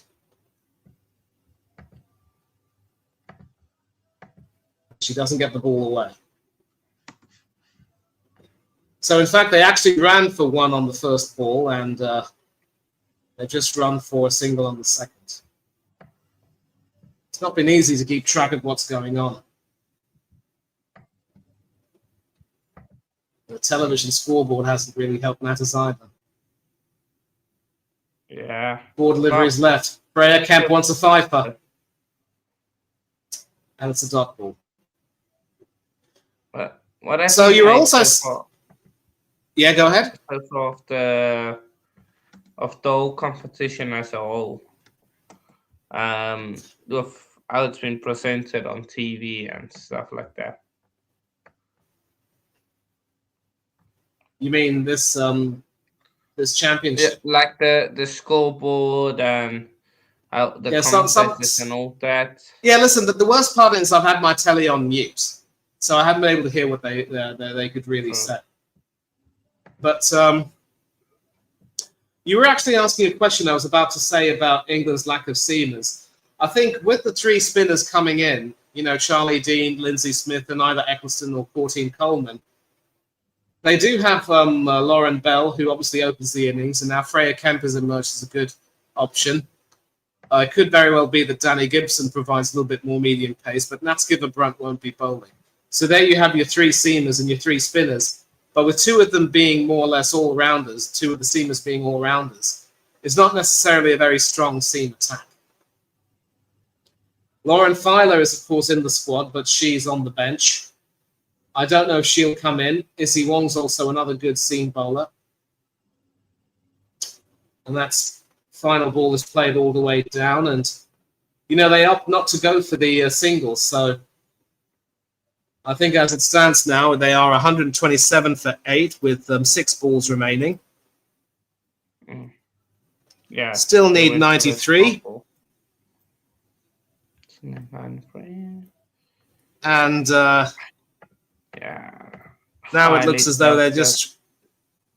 Now it looks as though they just want to just avoid being bowled out. I don't think Charlotte Edwards will be very happy with that. She will have wanted them to, you know, bowl Sri Lanka out. But since Charlotte has come in, you can see that there's been a great deal of ruthlessness there. And that is a wonderful shot there by Lachika to start the final over. Sophie Eccleston bowling the final over.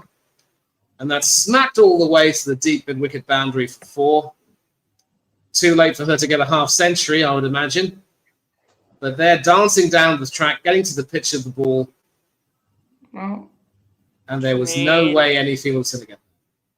13 runs in 5 balls. It's not impossible. Maybe 2. We'll see what happens now, though. No, she's not going to get it. She holds out to Alice Capsey. It was glimmer of hope there, but came down the track, went for the 6, but this time not getting it over the boundary, like I said, and it's scored by Alice Capsey down at the boundary. So Eccleston. You can say that she was gifted that wicket, have to be honest. Whoops.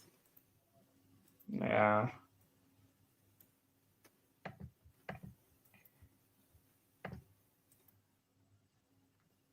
$131 for 9, 4 balls remaining. Lachika Silva with a fine innings of 37 off 32. Held it together. And now maybe Eccleston will get 2 cheap wickets to at least improve her figures. Sweet. And so Mithali Ayodhya, the Lassit Malinga style bowler, is coming at number 11. I was talking about her in the commentary today, saying that she reminded me a lot of the Slinger. I was never a fan of that. And that her first ball from Eccleston is sort of played straight to the point fielder there, dot ball.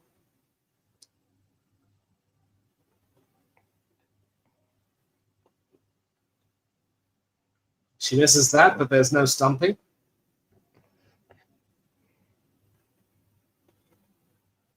Tally.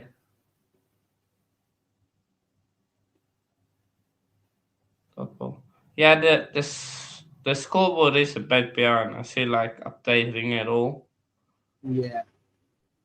So something for them to work on as the tournament goes on.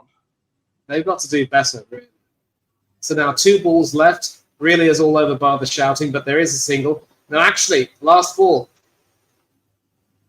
Yeah, there's 1 ball. There should be a 1 ball left, yeah.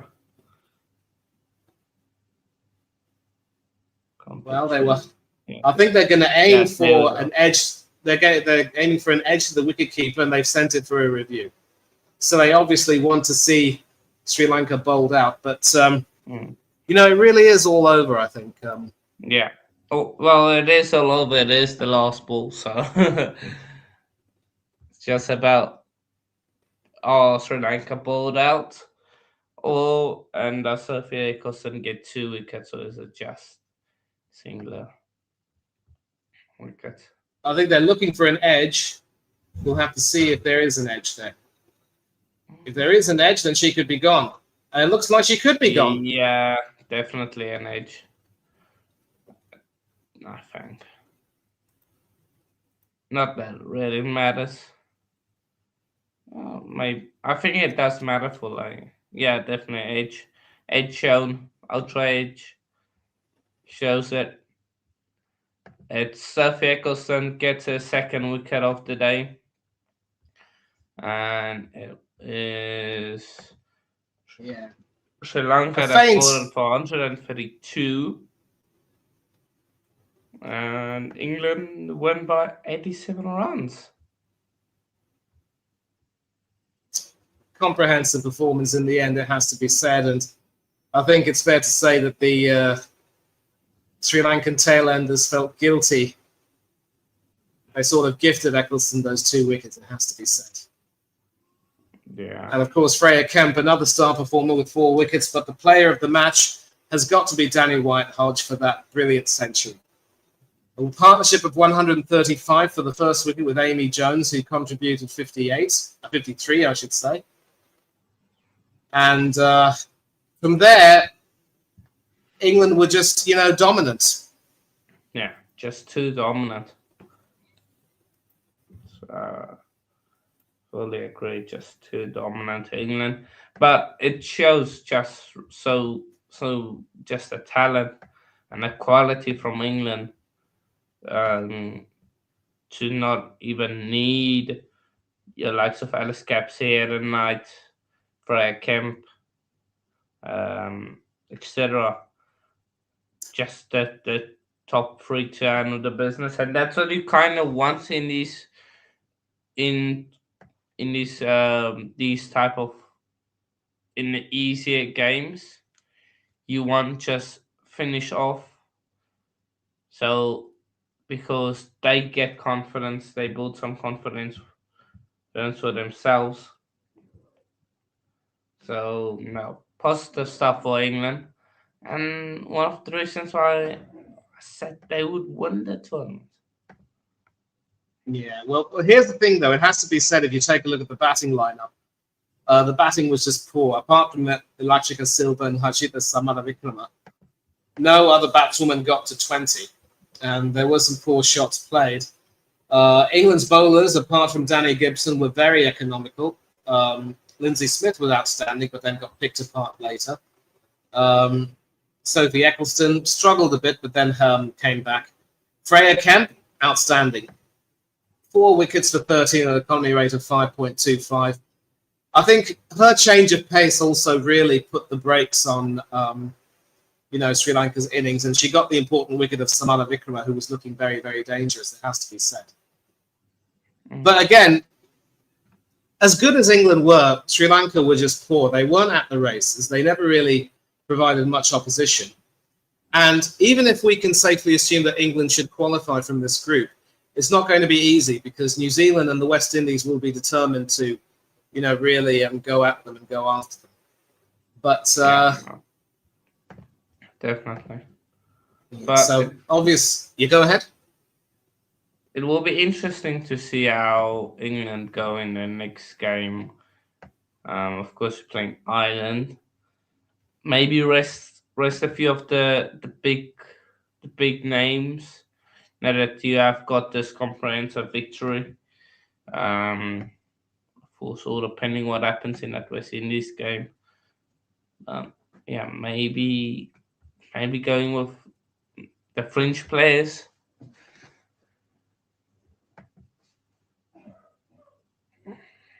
So, because I think definitely the one that didn't play today can play up against Ireland, definitely. So, yeah. So far so good from England. Sri Lanka, they're definitely going back to the drawing board for them. They're gonna have to sit and work out a plan, because the plan that they were with, or the plan that they had, of course, obviously failed miserably. Yeah. And now you see the players going there to sign some autographs, and we've got the Player of the Match award being awarded, and it is Danny White-Hodge who will be receiving it, I believe, from Ebony Rainford Brent. And I'm going to mute the television my side so I can hear what she's saying. No worries. Yeah, no, just convincing from England. If we have a quick look at the scorecard for England, of course, batting wise, Amy Jones got 53 of 38 balls. Danny White-Hodge 105 runs of 62 balls, and then let's give Run 46 balls of 46 runs of 32 balls. Was Danny White-Hodge with that 100, and comment great from her. Then for Sri Lanka, bowling wise, we'll look at them. Bowling wise, not really anything to write home. Maliki Madara with 4 overs, 51 runs, 1 wicket. That's all wicket of Amy Jones. Then Matali, 4 overs, 40 runs. Kumari, 4 overs, 41 runs. Jamari, the captain, 3 overs, 32 runs. Delari, 3 overs, 37 runs, and De Silva 2 overs, 16 runs. Yeah. Nothing much there to say from Danny, basically saying she enjoyed playing her shots. And of course, the cradle celebration was for her new baby, Daisy. So they're playing next on Tuesday. I'm sure, assuming that they're going to have a much tougher opposition. And of course, we've got to hear from the two captains about what exactly has happened. So I'll make sure that we get what they say. But yeah, just one wicket for Sri Lanka. And they were just overpowered. And the worst part is, apart from the captain and maybe one or two other players, you just don't see anyone there who can really make the step up to, really take some responsibility for the team. And they had 3 dropped catches, which really cost them in terms of, wickets and so forth. So, no, definitely. Every time you have a dropped catch, it really, demoralizes you. Yeah, no, it does. Fortunately, it hurt them. It hurt them definitely. So yeah, but I think we'll wrap it up there. Manny, I don't know if you have any last thoughts. Nothing really. I mean, I'm hoping to hear from the captains, but I suppose there may be not enough time for that. It'll take a little bit long. And all I can say is it's as great a start as it could possibly be. And of course, a huge update from the Football World Cup is that Kyle Larin equalised in the 78th minute. So Canada salvaged a draw in their opening game. Yeah. It's finished 1-1 over there in Toronto. I don't know if there are any more matches on the Saturday after this. So, USA versus Paraguay, I believe, is starting soon. USA versus Paraguay is in about 4 hours' time. USA versus nice. Paraguay. So, yeah. Yeah, US against Paraguay. So that means all 3 of the co-hosts will have played their opening games, and it will be interesting to see how the US team do. But as far as the cricket is concerned, great, the best possible start for England, really. A dominant win, a century and a 4-wicket haul, absolutely comprehensive. They probably shouldn't have let it go to the full 20 overs to bowl Sri Lanka out, but I suppose you could say that's a bit nitpicking. And I think it's fair to say that some of those wickets that we got were gifted to us. But great start, really happy with the performance. And tomorrow it's a bit of a bumper, and I'm sure you're looking forward to covering the Australia-South Africa match with Jean-Loup. That will be fun. Yeah. So if it's going to be on both the Sports Hub and also Jean-Loup's channel, do please subscribe to Jean-Loup's channel. And I will obviously, be speaking to you later on about how the match went and how, you felt the game went on. But a crunch match at the very beginning. I don't know if that's a good way or a bad way to start, but one positive is you get that out of the way and you know what you have to do afterwards, right? Yeah, that's a good thing. That's no matter what happens, you have a clear idea of what you need to do. So, and that is beat India. Beat India. That's the main one. Beat India. Don't know if we will, but if we beat Australia, even better. Makes our World Cup a lot easier. So yeah, but like you mentioned, what's to come for tomorrow, cricket-wise? South Africa versus Australia. But sadly, I won't. Sadly, I won't be able to cover the Scotland Ireland game. I do have some, conflicts. No but yes, South Africa, Australia. It will be in Afrikaans. I will try with the English, bit of mix and match. So yeah, and then of course later that night as well, New Zealand versus West Indies. It's going to be taking place. And then of course the football. The football is going to be a lot of football games that's on tomorrow. tomorrow and then Sunday. So you've got got Qatar, Switzerland at 9 p.m. And then at midnight you've got Brazil, Morocco. Then Brazil is playing at midnight, and then you've got, I think, 6 a.m. Australia versus Turkey. And yeah, it's gonna be a whole lot interesting. Yeah, just listening to the Sri Lankan captain speak now. At 6 a.m. It's a massive gap in between the two games. Be up to us, fan. Be up to yourself, man. Just gonna have a listen to what the captains have to say. Shouldn't take that long. No worries. I saw that you were in the football chat, so it's fine. Fine.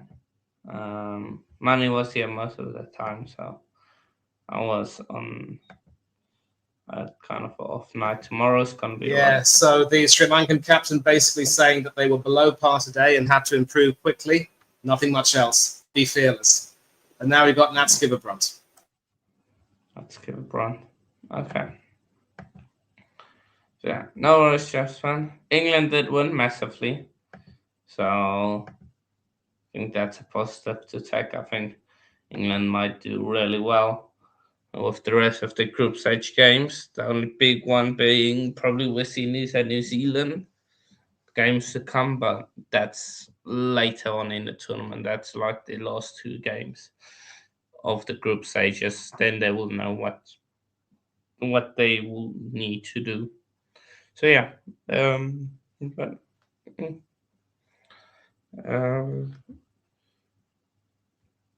just waiting to hear what Nats Giverbrunt says. Also, be up to everyone that has subscribed. I believe we got like 6 new subscribers in the stream, so massive shout out to all of them. And yeah, so we just heard Nats Giverbrunt saying that she was very happy with a comprehensive performance, and she also came back into the team following a calf injury, but she was getting her form back, and of course batting with Danny White-Hodge meant that she had to be sort of on it from the get-go, but she enjoyed it. So I think they're keeping these post-match press conferences or post-match interviews a little bit short and sweet and snappy. I think that's kind of nice. It's a little bit truncated. So nothing really much else. And all I can say is that I echo Nats Giverbrunt's words. Very comprehensive performance, but I will also say they've got to be guarded against any kind of complacency, because the next game tomorrow, New Zealand against West Indies, that's going to be the game which could very well have a bearing on what happens when England play their next games, because New Zealand and West Indies are in competition for that second spot along with England. So, they have to be wary about playing against a quality team or a wounded animal. Either way, England cannot afford to relax. Yeah, no, definitely. It will be interesting. But luckily for England, that's like the last 2 games of your schedule. So you play England, you play Ireland and Scotland before them. So, and your last game is New Zealand. So you will have an idea of if you need to win one of those games or if you are pretty comfortable. But yeah, I think you have to probably beat the winner of the match tomorrow up against West Indies and New Zealand. So yeah. Agreed. I mean, every game is a must-win as far as I'm concerned. After what happened in the UAE, nothing should be left to chance. That's true. So yeah, but I think we're gonna wrap it up. Yep, let's wrap it up. 4 hours. That was stretch. Wow. But thank you, Manny. Really great shift. Tomorrow it's mine and Jan Lu's turn to put in the shift. So yeah, but at least it was a good first innings. Almost scoring 220 runs. That's not bad. So yeah, but yeah, to everyone. Thank you to all the new subscribers, and then enjoy the football that's to come. USA versus Paraguay. To those that's gonna watch it, I'm gonna be forced asleep in my bed. I assume mine is gonna be as well. I've got to eat and go to bed. It's 4 straight. It's about 9-10 straight hours without eating. I've got to get some food in my tummy. Yeah, definitely. So yeah, but yeah, everyone, cheers.